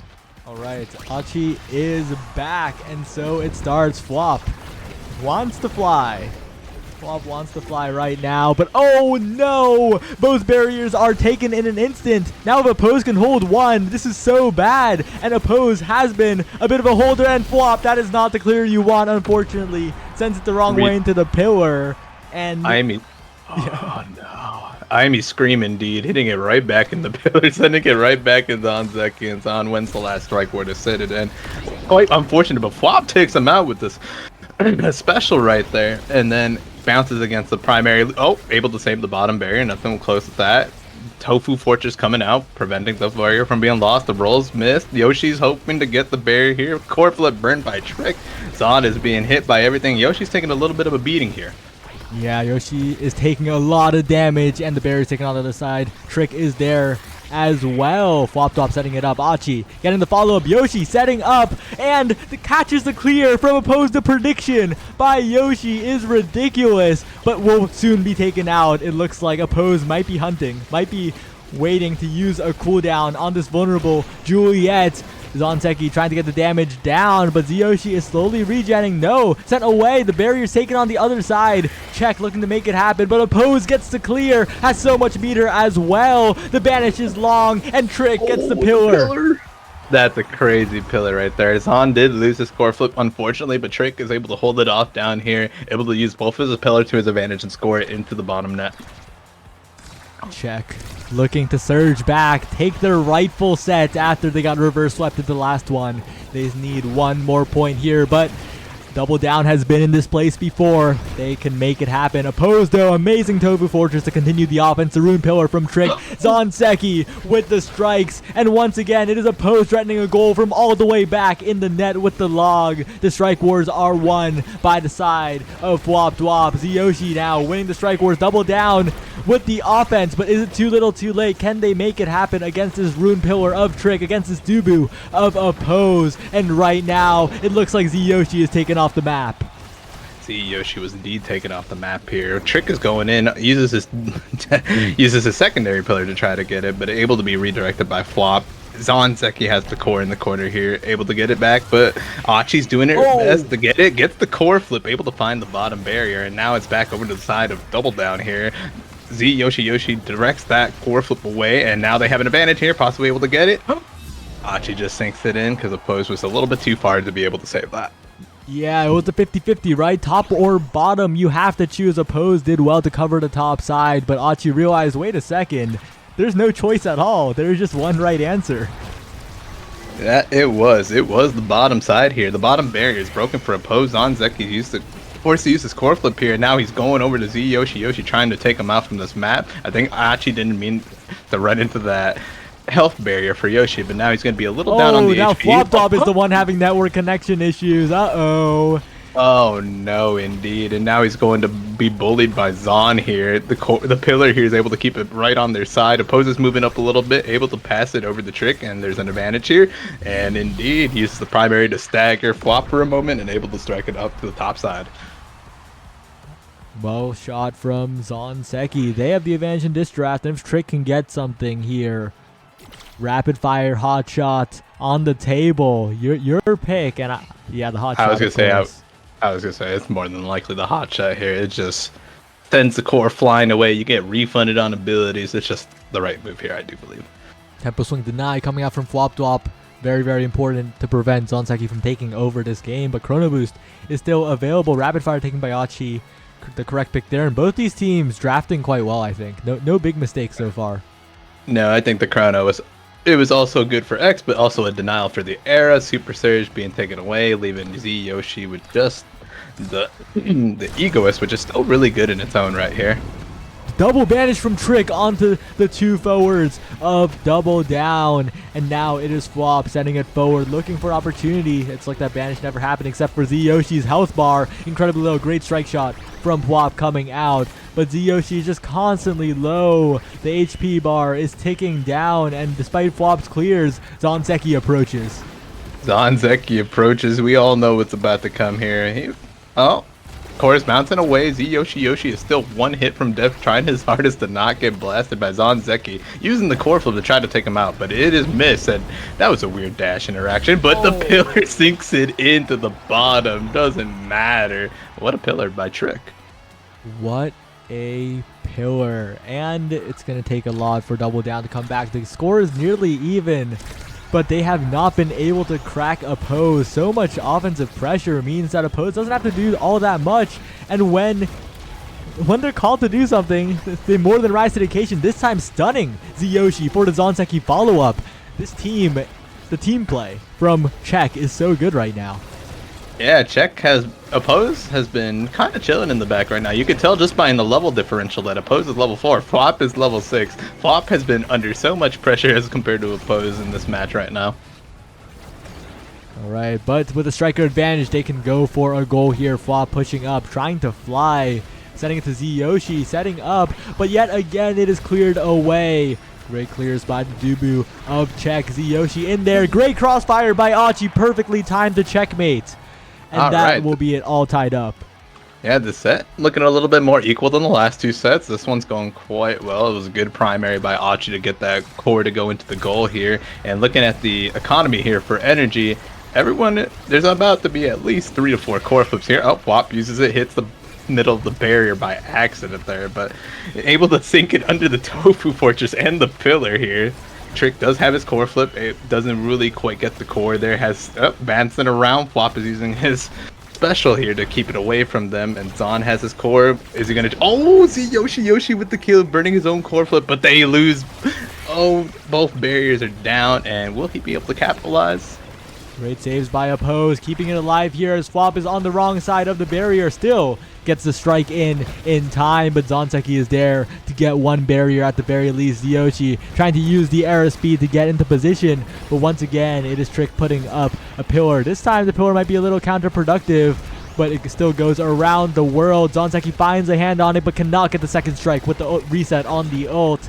Now Yoshi with the dash punch, not quite enough. The Giga Blast, not quite enough as well. Can double down, make it happen. Yoshi with the dribbles. It's not enough still. The core moves a little too fast. Flop with the bounce, trying to send her up to Achi, trying to get it to Yoshi. But yet again, it is saved away. Finally, the small gap on the bottom side is exploited. And the lead goes to double down. What a shot. Yeah, as soon as Yoshi started to dribble it dinked overtime, so the core shot a little faster than he was expecting. Able to find that corner, though, after a few more seconds of play. And now Double Down have the advantage here. They have energy on Zonseki and Flop Drop right now, and Yoshi's about to have his. We'll be able to see, oh, Zon's getting bullied right now. Losing all his HP. I think they just might turn around and kill him instead. Yeah, but they get the KO. They lose one barrier, though. Yoshi with the ego is speed. Ooh, that's a lot of speed and Oppose. Gets out of the corner for now, but still loses the barrier there. Almost KOs Yoshi, but the barrier is still safe. In the end, it was worth it. They were able to get the kill there and a barrier back in return, so nothing too bad there. Almost finds the dash punch on Zonseki. Flop Top is able to redirect it towards the top side, dribbling it away, almost gives it back to Zonseki. Oh, Achi uses their core flip. Oppose is able to block it right now. Flop is able to send it to the top side. Zon is able to redirect it back, and now there might be an opening up here for Yoshi and Achi.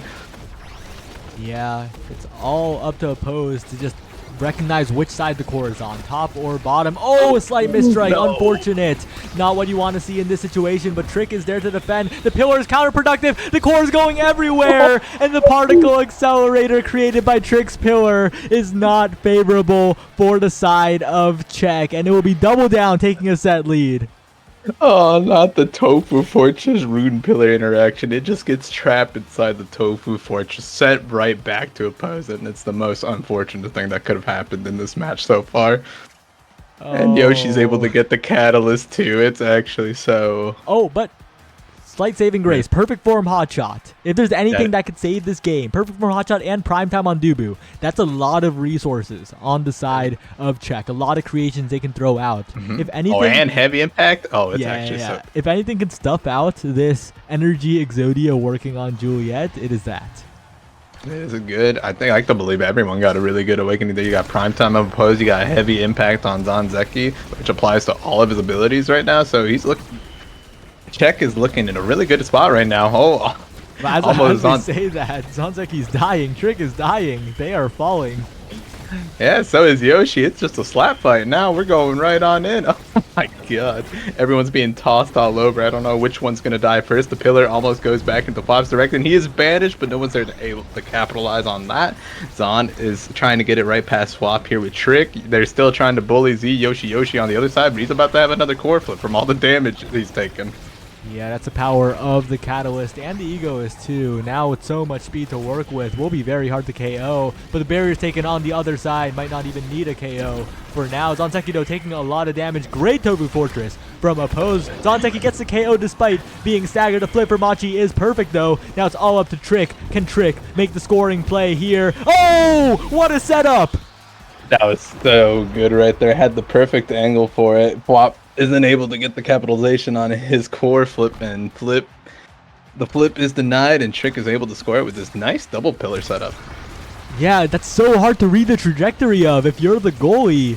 They have two people in the net, and it's so hard to predict the timing, especially with that hot shot as well. So well played, and they're going to need more plays like that. Oppose with the perfect roll, but Yoshi waits it out. So much patience coming in, but Trick now with the pillar, with the flip. Doesn't even need the flip, gets the banish. But Oppose, watch out. Your health bar is low, pushing up a little bit. Has to avoid the KO. Stays alive somehow, and Zonseki gets the goal while Yoshi can't get the KO. Yeah, Zanzeki's able to send it right through with his bull rush right down the middle, right through Flop and Achi. Z Yoshi was trying to eliminate a pose, but Zanzeki was able to score the goal before the goalie lost his life here. But now Zon is the one who's getting blasted here. Tofu Fortress and Pillar making the bot side of the map unable to be really cleared through for a while there. Oh, double Good banish from Double banish Trick. is message. Oh, Zanzeki accidentally hits the core back into his goalie's barrier, but happens to all of us. Never fear. Still able to be one. There goes the hot shot. Oh Able to my get the God. barrier. Almost got the McDouble. Almost crazy, but not good enough. Z Yoshi is almost near dead. Has his egoist proc going off. Has a core flip in. Scores it right on in. Really good play by Yoshi. Oh, and that's so unfortunate. Trick had that amazing play, but one missed strike angle and couldn't get the second barrier, couldn't continue the offense. And those kinds of openings are what Double Down is capitalizing on, because if the round goes too long, they just get the energy, they get the flips, and they get the goals. Yeah, I think Yoshi, with how much he's getting fought right now and how much energy he gets, I'm pretty sure that he's able to get at least 2 core flips around with how much damage he's taken from Zon. Speaking of, Zon has been strike shot off the map by Flop. Good damage and KO opportunity right here. Let's see if they're able to capitalize on the power play here. And he is able to. Z Yoshi using his ult dash punch. He's got it all in. Sinks it right past the pillar. Yeah, and like you said, the energy gain from Z Yoshi is ridiculous. And when that flip is available, as well as Oppose's playing, it's so hard to defend against that. It really is. It's like, what can you only do? You have Z Yoshi just beating the ever life out of you with his damage, but while he's doing that and you're damaging him back, he gets his core flip back so rapidly. I'm pretty sure he's gotten 3 core flips before Oppose's even got him 1. Oh, but this is a lot of perfect form for Trick. That's a lot of cooldown. Zanzeki in position. A lot of meter on the side of Check. Not just the Yoshi. Both teams can flip too, as now Trick getting the banish onto Achi. Now the pillar set up, but it is still defended away by Flop. Flop is doing so well to hold right now, but Zanzeki has the flip available. Can they make it happen? They can't brute force the barrier. It's still saved away. Flop is going so hard right now. He is defending every little thing that comes his way, unable to block that one, passed it right to Zon. Zon had really good positioning to be able to take that barrier right now. So now it's an open gate for the side of Double Down here. Will Check be able to capitalize on it? That's a really good banish. Core flip by Achi to deny it. No! That's not the angle you want, Achi. Unfortunately, that was a little hard to read as well. Definitely did not expect that when the flip was struck. But now we're on a set 5. Oh no, what are we able to get here? Oh, Rune's got a, yep, he's got a good choice here. He would have got extra special or cast the last here, but he is, you don't know what he might roll for, honestly. He does go for the extra special here. I guess, yeah, extra special consistently to shut down anyone who is doing any, like, I think it's just good in general to take extra special here, but taking it kind of denies it from Zanzeki, no? Yeah, I was thinking if you go extra special here, then you force the Kai to take cast the last, and Zon is able to get something else as well. So I think that was the right move.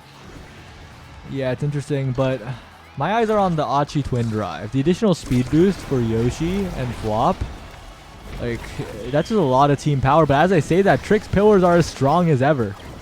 Trick's pillars have been going crazy this match. Trick, I feel like right now, is doing a lot of the work right now, able to win these strike wars, able to get these redirects with these pillars. Zanzeki's able to take the last barrier with his dying breath before he's being shut off by Flop Dwop here. But Z Yoshi doing a little bit of dribbling, has his core flip back, trying to win on these barriers here. He gets 1. Is he able to get the second one? Nope. Oppose has a really good save. Let's go, Oppose here. Quap's about to have his core flip here with a good special, able to redirect the core back to Yoshi. Yoshi's able to take the, misses the strike right back. Zanzeki has a chance to win, but core flip by strike Flop. war win! Strike war win, punch inside. That was a really good set, but Yoshi is able to capitalize, just punch it on in, hitting Oppose and hitting the core at the same time. Yeah, that was such a good point, but in the end, it was Yoshi who was just a little bit more clutch. Both teams, heroic performances to keep the points going. Right now, though, Zanzeki punching forward. The banish onto Yoshi. The pillars come down from Trick, continuing the offense, but Zanzeki is so low, no meter, will be taken out by the Juliet. Now Yoshi with the egoist speed is not flipping too early. Finally flips, but that barrier take is more than enough payout. The flip comes out from Oppose, though. Long range gets the barrier from across the map, and now it is all Trick and Zanzeki. They have the resources, but the flip, Flip goes up, but the strike war is won by Achi still. Oh, the double goalie's going hard right now, but Achi might lose their life here for having to stay here with Zanzeki. Zanzeki's going for the bull rush, misses the dives. Z Yoshi gets the core back, eats the punch back in. Now both sides are looking real. Oh, the pillar goes crazy right in front of Flop, right back into the goal, and Czech ties it up at 1-1 right now in this last set. What a matchup these two teams are bringing to the table. It's all evened up inside the 5th set. We are here. The meters on both sides are looking kind of full. Zanzeki has it available, gets one barrier instantly. Now Trick looking for the correct pillar, but no, it will just disappear before fully forming. Gets one on the bottom side, tries to set up Zanzeki. Those pillars are so oppressive and the barriers are opened up. Tsuyoshi cannot get the barrier, unfortunately. Takes one, but Oppose limits the damage. The pillar from Trick is enough, and they're 1 point away from grand finals. Maybe it is, as you said, this energy, this ability regeneration Trick build that he's got going on right now. He's getting all of his abilities right back. The cast last makes his pillars last absolutely longer than what they need to be, and he's just able to take advantage of everything he's got for his build right now, and it is just so oppressive for Flop and Achi and Yoshi to deal with, really. Yeah, I don't think Trick even has cast, right? It's all cooldown reduction. He has so many buttons to press. That's the power of perfect form and hotshot right there. Oh, and the barrier's taken. They are so close. One strike, we're one banish away. Achi gets the save, but will it be enough? The pillar is there. The log is there. Tsuyoshi, Flop Top are pushing forward, trying to get this barrier. They get one, they get two. Double barrier. But will it be enough? Achi pushing forward with Tsuyoshi. Oppose gets the clear slowly. Zanzeki wins the strike war. Does not get taken out by the tornado. Flop forced to burn the barrage, but has to burn the flip as well. Tsuyoshi not getting banished, though. That is huge. Oh, it is Zanzeki. Superman flying across the map and securing the victory for Czech. Oh, what a good dash. Able to intercept the clear from Flop Top, and it sends it right on in. It was a well-fought match, but double down. This is where we say goodbye now. It was such a fun match to watch, and honestly, Yoshi's Juliet was playing really well. I've never really seen him pull it out, but he was playing fantastically. Really, really good performance coming out from the side of Double Down, but Czech were just a little bit better, a little bit more clutch in the moment, but it was the closest it could have been. That was, in my opinion, the closest match we had so far, and the most entertaining match in my opinion. It was really well played on both ends there. Yoshi with his energy builds, Trick with his ability, regeneration, perfect form, and hotshot. It was going really insane, but in the end, the pillar did just prove to be a bit too much as he scores the match MVP this game. Yeah, great performance by Trick, great performance by Zanzeki, but I think, once again, Oppose held it down just enough on the replays right there. Oppose with the long-range barrier take. Like, they really just stepped it up this game. Yeah, they did. Czech is coming in here. Now we're going to have the grand finals here. Is it a rematch we got going on here? No, I do not believe from earlier because I was not here earlier. Czech versus Flaming Fern. No, it is not a rematch. Oh, first time around here. Gotta have a spicy one for the grand finals here. Yep, it'll be quite spicy. But I am looking forward to seeing it. Ignis and his squad, Quad F, have been showing up this game in this series, really, and I'm excited to see what they pull out. Are they gonna let Ignis go on his Kazan that he's been pulling out right now? Or are they gonna change it up and go back to the Zen? Are they gonna ban anything him away? Are they gonna ban the Juno? There's lots of things to take in consideration here before the match starts. All right, this final predictions for the entire tournament for Checkmark Coliseum for the greatest balanced team of verified Omega Strikers in this tournament. It is the Flaming Fern Feline Force versus Czech. And this is best of one with reset or best of three with advantage, whichever one you want. They mean the same thing. Gotcha. What are your opinions? Who do you think is going to come out on top in this one? I think Czech are red hot coming off this loser's run. I do believe that, but I'm going to have to go with the Quad F here. They've been showing up, completely dominating every match they've been playing in, and I just think their synergy is top of the line right now. But who knows? The heat right now coming from Czech may be enough to put them in front. All right, this is an East match, I believe, so no more having to deal with any server weirdness. They're both Easting it up. East this beast. Yeah, we'll go with that. that. East this beast. That's what we're gonna go with. As a central gamer myself, I'm content with every server that is not all the way in the corner of the world.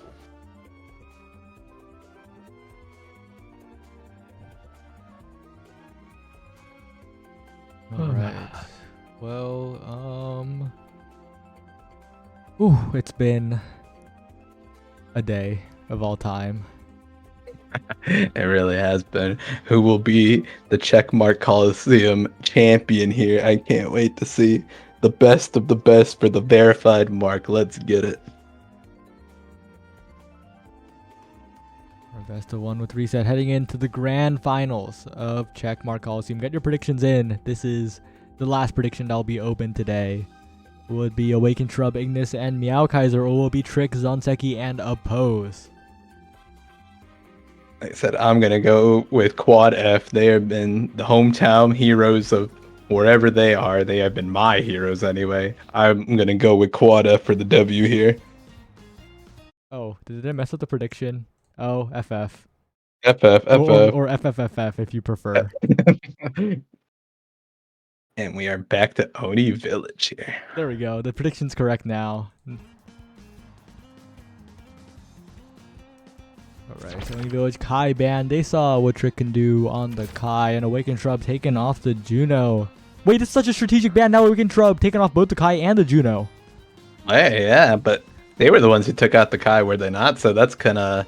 Well, we'll just have to see how that goes. I mean, I'm pretty sure Shrub probably has more picks in this thing, but his two most well-known characters of this tournament so far have been taken away. Yep, the two most known ones are off the table and still deciding, but ending up on the Rasmus here with the Kazan, and it will be on the other side as Zentaro. Zentaro more than likely for Ignis over here, but they also do have a Rasmus, which could be on the side of... Let's see. Well, yeah, I would say Zonzeki's probably on the Zentaro, and then you got Trick probably on the Rasmus. And then the debut for Oppose. Alright, heading in to the first set, potentially, of Grand Finals. The first or potentially the final or the second to final, whatever it is. And it is a Super Surge Rapid Fire start. Zonseki on this Zentaro is going to be absolutely unleashed.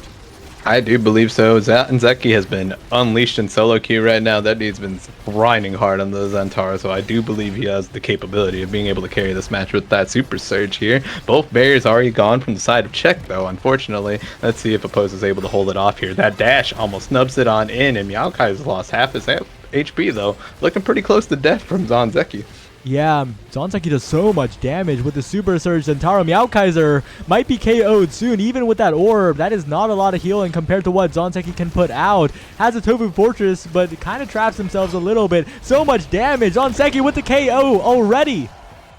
Oh, the damage on the Zentaro is massive. The Super Surge went hard right there. Just hit every ability. Didn't miss a single one. And Oppose was taken off the map. But Ignis is doing a real good job holding it back until Meowkaiser's back here.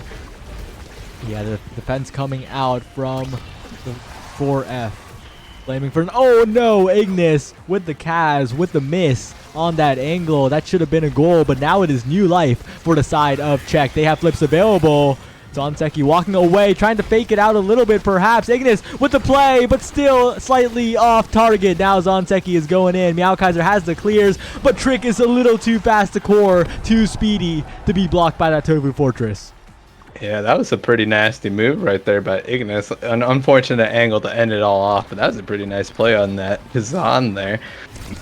Zonzeki started it off by dashing on in. Meowkaiser's able to hold it off, but Ignis did lose half his HP. Fighting back, though, as he's taking Zon down to half. Almost has him killed dead to rights here. Will he burn the core flip to just kill him? We'll have to see here in a second.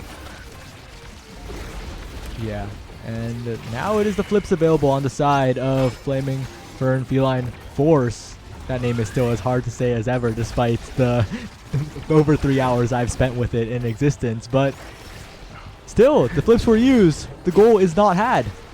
The goal is not had indeed. Zanzeki still close to dead, still keeping himself alive right now. Tank Aimi status right now. You are not going to be able to take out Zanzeki at this rate. Opposed does have his core flip. He's doing the well to stay alive. Will he be going back for that health back? Nope, he's still going right on in. He's going to try to kill Meow Kaiser instead. And his dagger's broken back, wins the strike war against Ignis and sends it right on in. And you know what I said when you asked me before this started? I think Czech is on a hot losers run. They have not stopped. You are indeed correct. Czech is indeed proving me wrong right now. Czech is just going real well right now. Are they gonna be able to pull off this amazing losers bracket run? Double barrier from Zanzeki. Good stuff by him. He is taking a little bit of damage right now, but Opposed still has his core flip. Ignis is able to reach with that extra range on the umbrella stance right there. Although the back is back into Zanzeki's hands, almost scores it on in, but good save by Meow Kaiser. Good angle by Zanzeki and good hook to make sure Meow Kaiser has no chance to save that. The offense from Czech is so coordinated. It's like the same thing we praised the Flaming Fern Feline Force for in their wins. Maybe there's a reason these two teams aren't grands. All right, you're right. Oh, and the tempo swing is up the par right now with Zanzeki here. The strongest awakening you could probably get here, indeed. First pick, first. Oh, but it kind of feels here. bad that perfect form is also there. Yeah, it is indeed bad, but this, I think with tempo swing, it's probably going to be more than enough to kill Meow Kaiser at this rate with the way he's playing. Yeah, so much damage unlocked for Zanzeki, and that little bit of sustain as well will not be as easy to dislodge from the KOing. He does go for the extra size here. Do you think it would have been better if he took the stagger instead? I'm not too sure. Yeah, but I think the stagger would help a lot more here. Yeah, I saw the pick. He went for the BD. I mean, size is always nice, but when Zanzeki's probably just sitting on you, I would have gone for the stagger there, personally, myself. But Zanzeki might have found other targets. No, it just goes back on Meow Kaiser's opposed, just makes the saves. The strike war wins from Zanzeki. And maybe being a little underrated coming into this tournament, despite their success recently, despite their success overall, Zanzeki showing why they need to be feared, especially when it's Super Surge start and Zentaro is open. Oh, Trick's able to win those strike wars against Shrub there. It sends it down to the bottom. Meow Kaiser cannot walk fast enough to save it. And good shot by Trick to be able to capitalize on those strike wars wins. Well played. And Meow Kaiser had faith in Shrub, and you should have faith. But unfortunately, it didn't pan out there. It did not pan out there, but now we got a core flip down by Trick, able to find the angle on that crazy shot, but Ignis is able to get the redirect, take away the bottom right barrier, uses his hook, Tofu Fortress comes out, able to buy a little bit more time right now, but Ignis is going to have to make a play here and get this barrier before his goalie dies here in a few seconds. Zanzeki has just been, and that's not much you can do about that. Good secondary over by the Rasmus to sink it on past Shrub and Meow Kaiser. Yeah, Trick catching them a little off guard, I think. They were not ready for that. Trick just ran in, spun, and they got a little jump scared. But now, once again, they are looking forward to try and win this here. As Meow Kaiser sends it up. Oh, the KO by Zanzeki. Gets one barrier in the process, and Opposed just saves it away. The strike will win by Trick against the hook of Ignis. And the offense for the 4Fs needs to come through now. Ignis needs to find something here with this flip, perhaps. Gets the pull, gets the flip, and that is one goal, trying to stem the bleeding here. Good flip by Ignis. He really needed to get that point there. Going down 3-0 in 2 sets would have been dastardly their chances of winning this series here, but you never know. There's still a chance that Flaming Fern Feline Force can still pull it off here. Ignis is still a really good player to be able to get all these barriers here. Meow Kaiser unfortunately hits his bottom barrier, but that's okay. He does save the top one, and now Ignis is going for some damage. Shrub is at quarter HP, ready to be knocked out here by Zon here if he takes advantage of it. Oppose almost got knocked out by that primary by Trick, and let's see if they're able to make anything happen here with Shrub being near KO. Oh! Nothing on that one though. Oh, misses the dash just barely. Zanzeki is doing his best to get the core back to the other side here. Meow Kaiser's doing a little bit of dribbling, trying to buy some time for his players to open up or not die here, but Awakened Shrub's got the core, hits it in. Ignis gets it in. Opposed barely misses it with this dash. Has his core flip, but Trick is finally still alive, actually. I thought he was the one who got taken out. This man will finally die though. All right. Alrighty. Yeah, just the Dubus is standing as that KO came through. But Oppose will have to hold here, and the core is moving a little too fast. The flip would not have reached barely there. So saving that, definitely the right pick. But suddenly, potential reverse sweep coming out from Flaming Fern Feline Force. This is correct. Ignis has been getting his shots. He's been making it through. Zanzeki, though, still dishing a bunch of damage over to Ignis already. Able to take the bottom barrier here. Also loses the barrier on his own side. Good shot by Shrub to be able to get that. Ignis does have his core flip. Is he able to get it? Yes, he is. Core flip is also burned from Oppose. He is unable to save that one, but Trick is trying his best to get this corner barrier here with Zon. Oh. Good primary by Shrub to be able to get that. And now the core, are they able to save it? It's going right back over to Oppose, but Shrub and Angle Trick gets the core back. Zanzeki's trying so hard, but Meowkai's is able to hold it back right now. Yeah, Meowkaiser gets to save, and the interruptions from Shrub and Ignis are so clutch. Meowkaiser gets to clear yet again. Tofu Fortress is good. The core is bouncing around. Trick with an opportunity, but the strike is not there in time. This time gets the strike, has the spin available, still unable to get it. The log is perfect for now. Oppose gets the save regardless of everything. Oppose continuing to hold it down here. Trick has flip available. Has to be so careful though. Zanzeki flying alongside it, but now Ignis is the one with possession. Gets the bounces. The log is there. Trick now. This roll from Meowkaiser is perfect. Trick, Meowkaiser still the save. Trick still saved by Meowkaiser. Now it's Oppose with the log, continuing the offense, and it is still saved away by both goalies. Ignis finally the flip, and that is what seals the deal. And so many opportunities, but Meowkaiser absolutely held it down.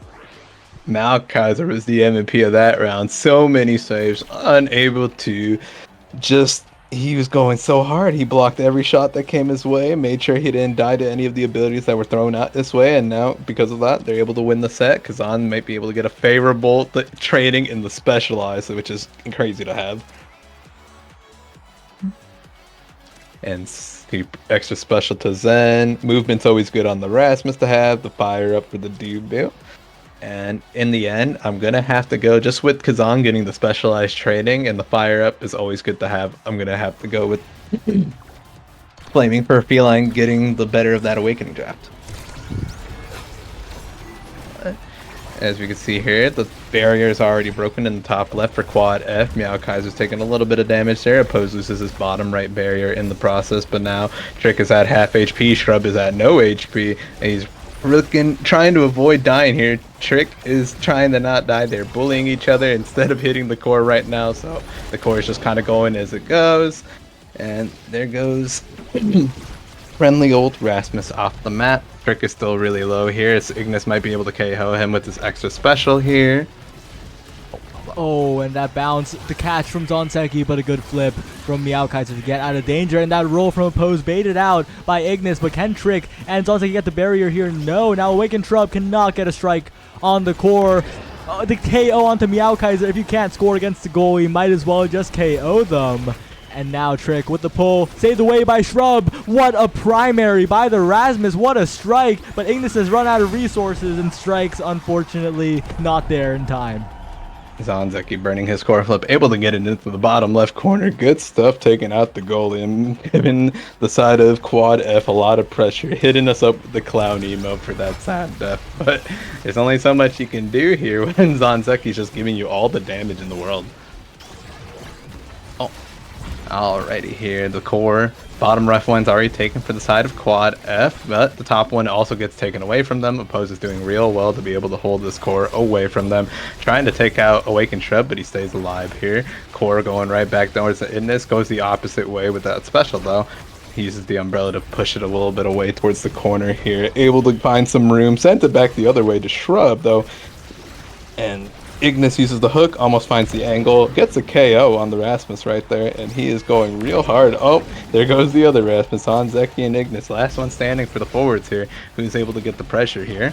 And they are just killing each other. It's looking like a 2v2 sometimes with how much they're getting the KOs. But yet again, the flip steal from Zanzeki. Wait a second, but Meowkaiser has the flip. And the flip timings are just so unfavorable for Check It. Feels like, because they're getting the plays, yes, but it always feels like Flaming Fern Feline Force FFFF 4F something like that. That team is just managing their flips incredibly well.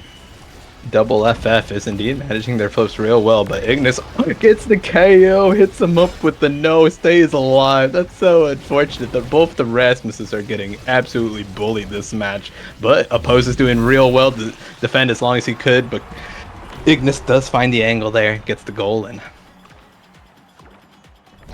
A pretty close match right now, 1-1, one set. Both Rasmuses are sadly burning away with the damage of Brawlers. Damage is in a wonderful state here. Trick is able to find the primary, able to find the McDouble here. Throws the hook, possibly gets the core back. They do a pass to each other here with their abilities. But Awakened Shrubs looking to get these barriers away here. Wins the strike war against Zon, able to take the bottom one here. Zeki's able to dash in, misses the core though. Oppose though is really doing really well to hold these things together for this core barrier. Oh, but unfortunately caught out on the wrong side of the barrier. Can Trick make something happen here? Can Zonseki snipe it out? No, clear away by Meowkaiser, but oh no! Slight misstep means it is immediately capitalized on by Trick. Trick does capitalize on it, hits it with the primary, sinks it on in, looking good right now. Although Awakened Shrub does have his core flip, Meowkaiser has his core flip, and Ignis is about to have it here. So the energy economy is looking real well for double FF here. Able to get the bottom barrier already, but Oppose is able to clear it out. Throw down the Tofu Forcers, make a little bit of less space for them. Rasmus Hook's going off, sends it a little bit far there. Uses the core flip right into the log. Unfortunate really, but is able to get it cleared away. Meowkaiser passes it down to Shrub. Ignis is looking really dead there. They're probably going to focus to try to kill him there. Ignis is managing to stay alive though. And in fact, Meowkaiser loses his own barrier in the process. Might have been a little too focused on trying to kill Ignis. Oh! And Ignis finally drops at what cost. Both the barriers are already gone here, and that's just going to bring so much pressure when Zon has a score flip here. Able to possibly get it to him. Downwards to Zon. Although good save by Meowkaiser, able to hold it close, and the Trick primary is able to send it on through, and Czech have taken another set. Their heat is still coming alive right now. Yeah, I was a little worried that they were going to like lose a little bit of the momentum, but they still close it out. They don't get sent to a 5th point, and they're really working on getting this win here as Catalyst's available, Twin Drive's available. Twin Drive will be the take here. Always having that dash is always nice to have, and Twin Drive's just going to allow you to have 2 of them. Increase the speed by a little bit there. Hot shot going to Rasmus. Kazan getting prime time. Always nice to have with the potential to be able to trick out the goalie with those hooks or those umbrellas.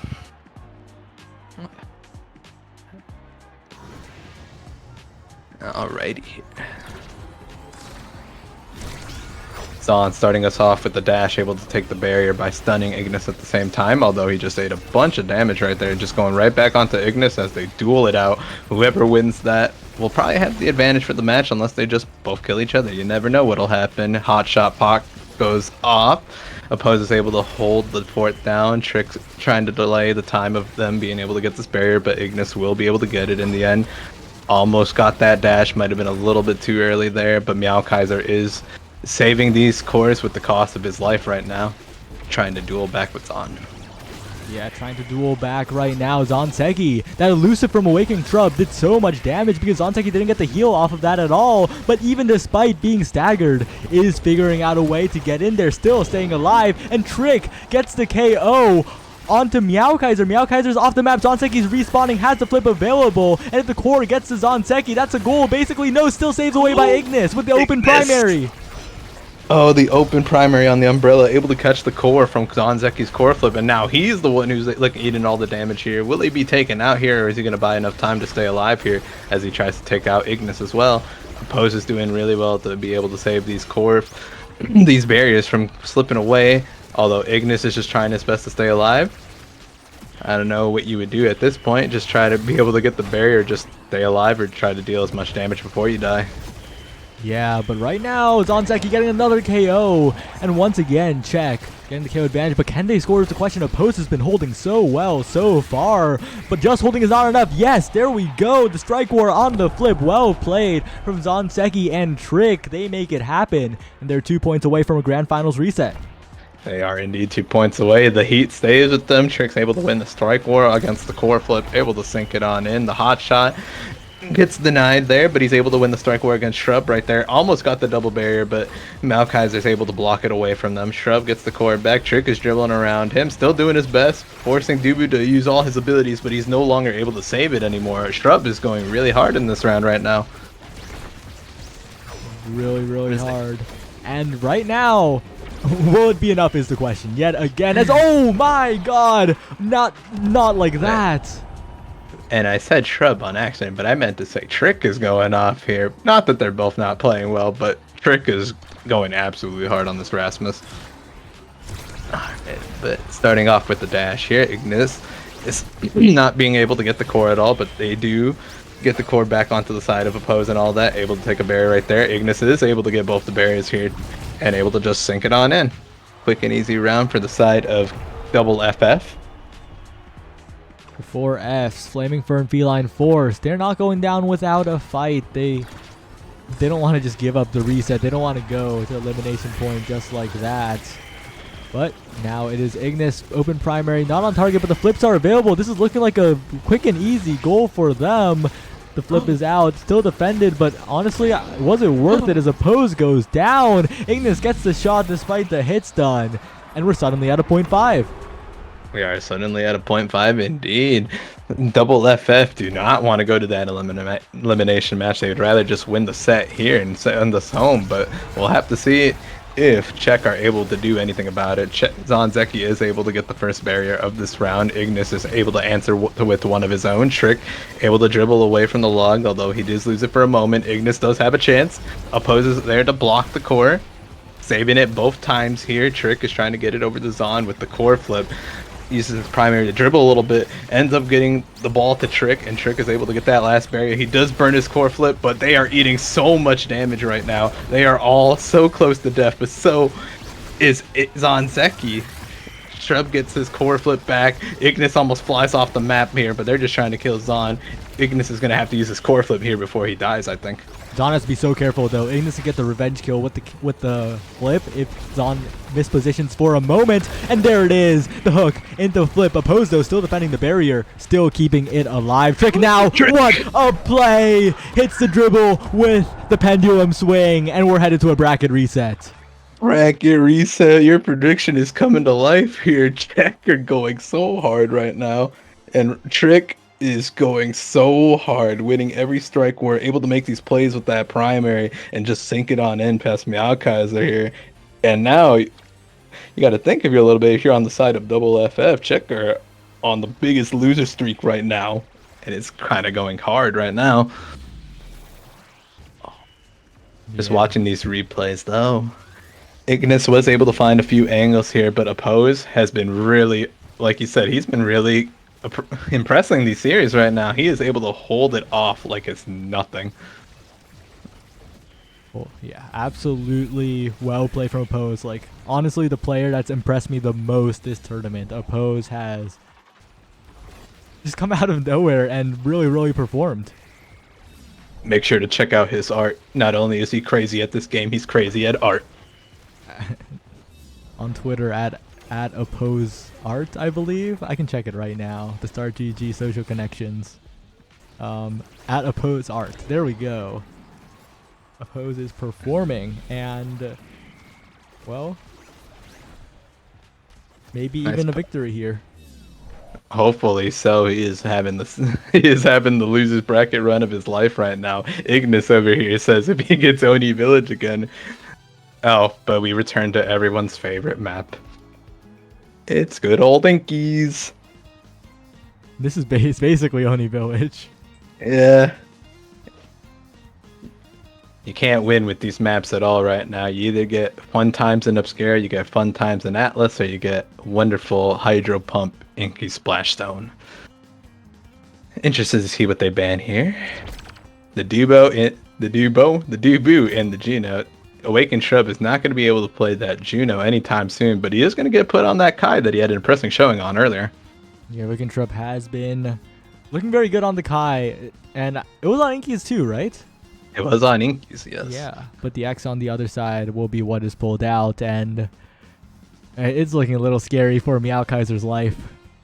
He got bullied last game. He's probably gonna get bullied this game. This time we have the X with the Rasmus instead, and you got the Rune coming out as well. So I'm interested to see where they go. But the Atlas is able to save everyone's life with his ultimate, so might be able to stay alive a little bit longer here. Oppose is back on the Rune here. Exciting stuff here. Zon on his signature X, and you got Trick once again on the Rasmus here, and time to start the match here. Almost able to find the barrier to start off with, but Oppose able to defend it right now. Zanzeki gets hit with the barrage, loses the core for a moment, but Trick is able to send it back. A pass down to Shrub, and Trick's able to win these strike wars, but Ignis with the longer range is able to send it right back down over. Almost able to get the barrier. He does get the barrier, and now you gotta make sure to try to get the barrier back on the other side for Check.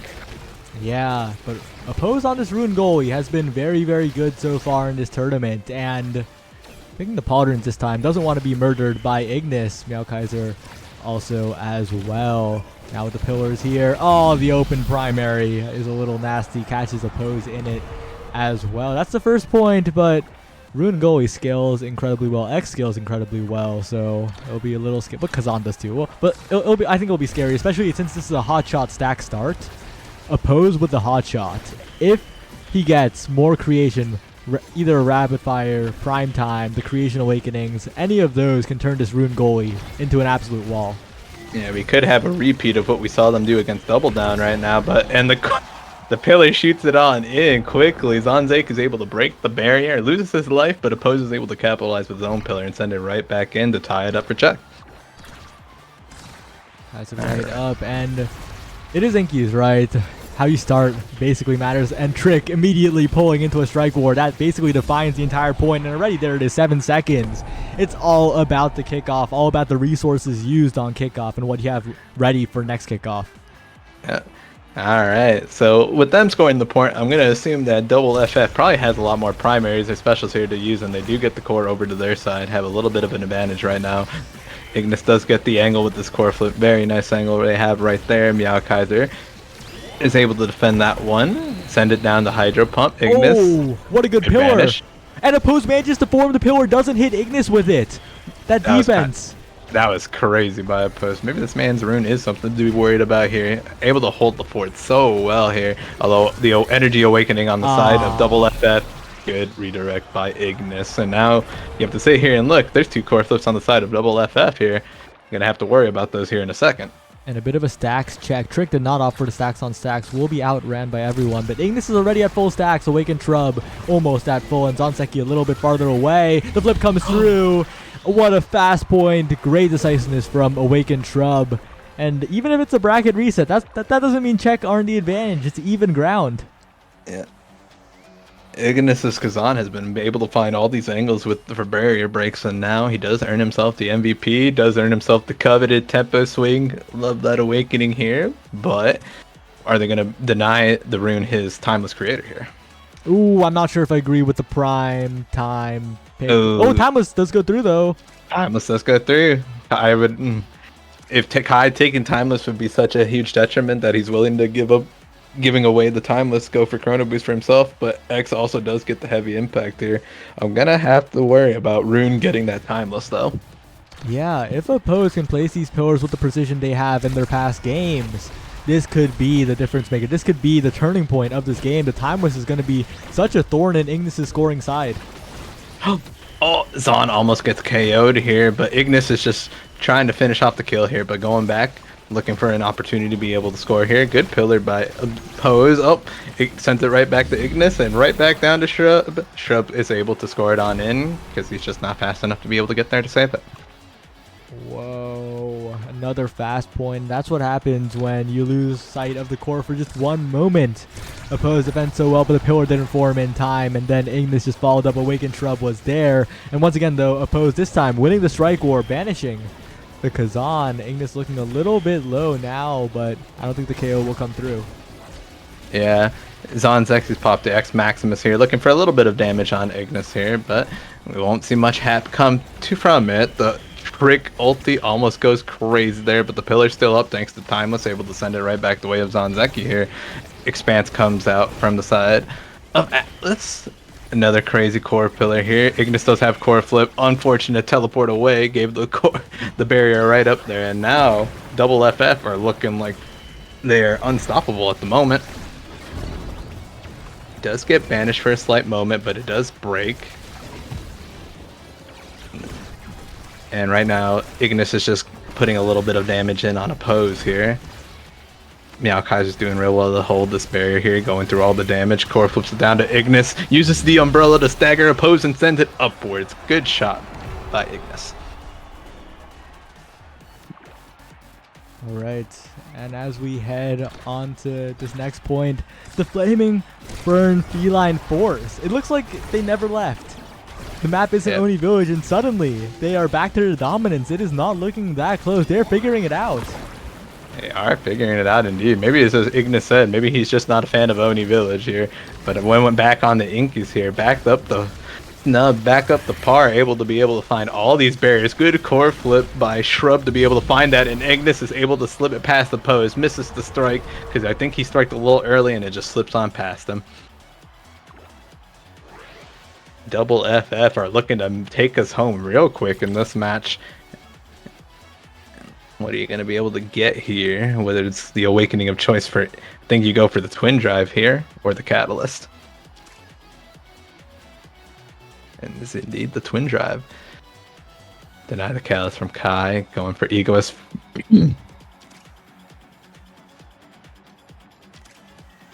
Manu for Atlas is always nice to have, but the last set of awakenings aren't really the greatest for either player here. Just have to settle for the Stagger Swagger and the Fire Up. Yeah, but still pretty solid. That additional speed, the prevention from any potential damage from Ignis, and a snipe from Trick. Immediately getting the barrier, immediately getting the goal in 6 seconds. Unfortunate bounce from Meowkaiser, but let's be fair, that was probably going in.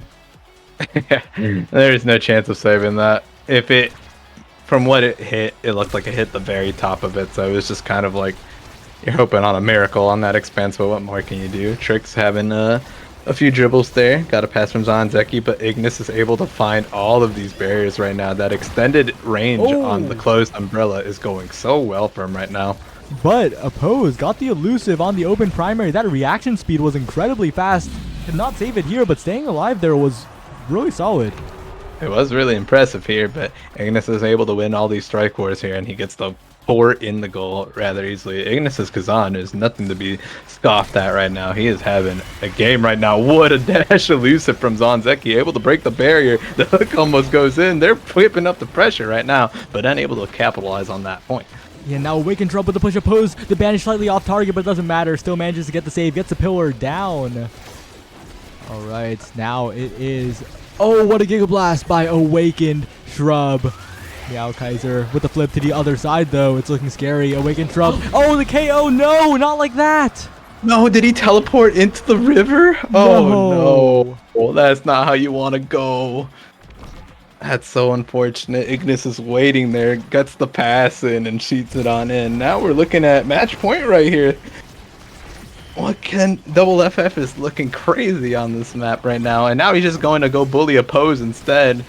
Doesn't even need to go for the core, he just wants to get rid of the goalie here, but he does have Stagger Swagger, so I don't think that's going to be really much of an option. And Shrub misses the strike and it slips on past. We're still at a 0.5 right here. Check can still bring it back. We could have the big reverse sweep right now happen, so it's not over for them entirely. The comeback is still possible. Can they make it happen? It all starts with this point, but the flip is missed, and that is already bad. No, the pillar the wrong way. Oh no, the pull from Ignis, and that is it. That seals the deal. It is Flaming Fern Feline Force who take the Checkmark Coliseum. Congrats to Double FF. An unfortunate last round for Czech, but they did really well this tournament, making it to grand finals here. And they were putting up a really good show on Oni Village, but it seems like on Inky's, Flaming Fern Feline Force just have the upper hand here. Well played from everyone. We saw a lot of people pop off quite a bit, but in the end, Awakened Shrub, Meowkaiser, Ignis, they combined to be the top team of this tournament. Yeah, they did. Ignis had a really good tournament. Meow Kaiser was really impressive here, able to save a lot of the goals here, able to do a lot, and Shrub as well, looking really nasty on this Kai here. Whether he had Kai or Juno, there just wasn't much that you can be done. Shrub was doing really well. Definitely looked a lot better on that than the Rasmus, I think. But in the end, they are able to pull the win here. Yeah. But congratulations to them. But also, gotta say, check with the losers run. Losing in the first round, I believe. No, yeah, losing in their first game and being sent to the first round of losers, making it all the way up here, facing so many opponents, and still getting a set win off of the Flaming Fern Feline Force. And, you know, people are gonna make Inky's excuses, and honestly, they're Inky's excuses. You know, it is Inky's Splash Zone. While it is Inky's last one, it doesn't take away anything from how well the players played with each other. Like, Czech went through... They went through Double Down. They went through... I can't remember the name of Threesy's team. Like, Czech had a fantastic loser runs, and I was so happy to see them up here with the incredible run that they have. It's sad they weren't able to take it all, but it was an impressive run nonetheless. Yeah, and I'm gonna try to pull them in for an interview. Hey, feel free. Who are we able to get? Or are you trying to get all of them here? Probably all of them. Hell yeah.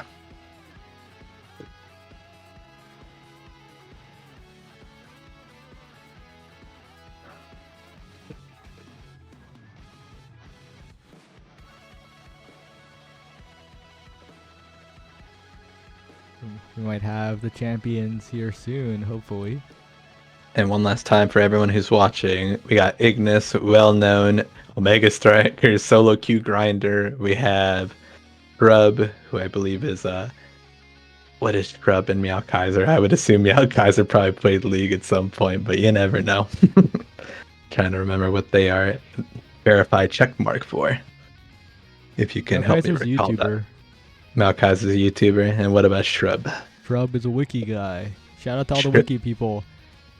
All right, shout out to the wiki people, shout out to the YouTubers, shout out to Ignis for our own Omega Strikers grinder, keeping it out there. Yeah, and shout out to Oppose. Honestly, the player that impressed me the most throughout this tournament. Yeah, Yes. like, holy. Shout out to Oppose Art, go follow his stuff, his stuff's amazing. That dude's crazy at Omega Strikers too. Big fan.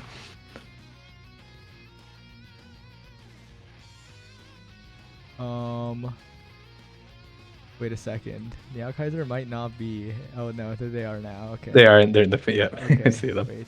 Let's just move. Let's just move to their VC. Yeah. Rub. Hello, friends. Hello. Hello. Hopefully no one interrupts us during this very public interview, but congratulations. Hello. Thanks. That was a lot of fun. Can I remove Oni Village, please? I lose every single game in tourney on that map. It's just a Every cursed map, single eh? game. It's my curse map. But hey, Inky's is your guys' blessed map. You guys popped off on Michael was every just holding Inky's it match. down.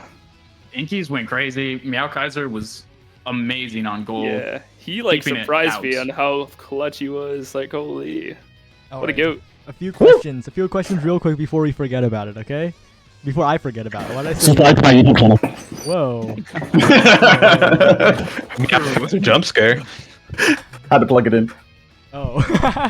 Okay, well, so first of all, Awakened Shrub, Mr. Shrub, So, you faced the Juno one-trick accusations, and you came out with a Kai that absolutely true. performed. honestly, I've been trying to. I learned Kai just to play goalie, because Vaughn was yelling at people to do like 30 games of goalie, so that they know how to defend when their goalie dies in comp. And it just turns out if you get a lot of speed, he works incredibly well. All right, that makes a lot of sense. Okay, but Ignis, you don't really get too many chances to play like in a tournament setting with Yeah. people you're not as familiar with. How was the experience? Well, I had a lot of fun playing that tournament. I really like tournaments where I just like sign up and I get a random team. I really enjoy those types of tourneys. So like I never know what's gonna happen. I'm just here for the ride. I like those tourneys. All right, and Meowkaiser, you held it down. Like, what are your expectations going in, looking at the teams and everything? Like, did you have any like predictions or? Can I be real with you? Yeah, just be real. Our team was stacked. Yeah, honestly, yeah, I agree. I was looking at this. I was like, wait, I think we're just better off. People underrating this. I'll be real. People were underrating Ignis. I knew I was going to be underrated because my content's not about competitive OS. So like, and plus I hardly rank. I like hits high dive and I'm like, yeah, that's good enough for me, and then I stop. Nothing wrong with that. And all of that culminating in the 130 viewer stream Checkmark Coliseum win. Was it all the long con to stay in high diamond for the community to not know about you? I mean, I'm going to be really honest here. I was really tempted to troll with something like X goalie or something like that, because like that's what my videos are. It's just doing stupid shit. Honestly, I'm meaning about it. We should have ran the Octavia goalie one of those games. I really wanted to run Atlas forward. I want to run Octavia goalie one of those games. I was like, do I ask him to swap? Do I lock in the? You know, I would have said yes. I don't even care if we lose the whole thing. It's kind of fucked because like every single game we were playing on Inkies, and Octavia is literally shit on half the map, so I decided not to troll. Yeah, when I saw you on this team, I was like, I hope Ignis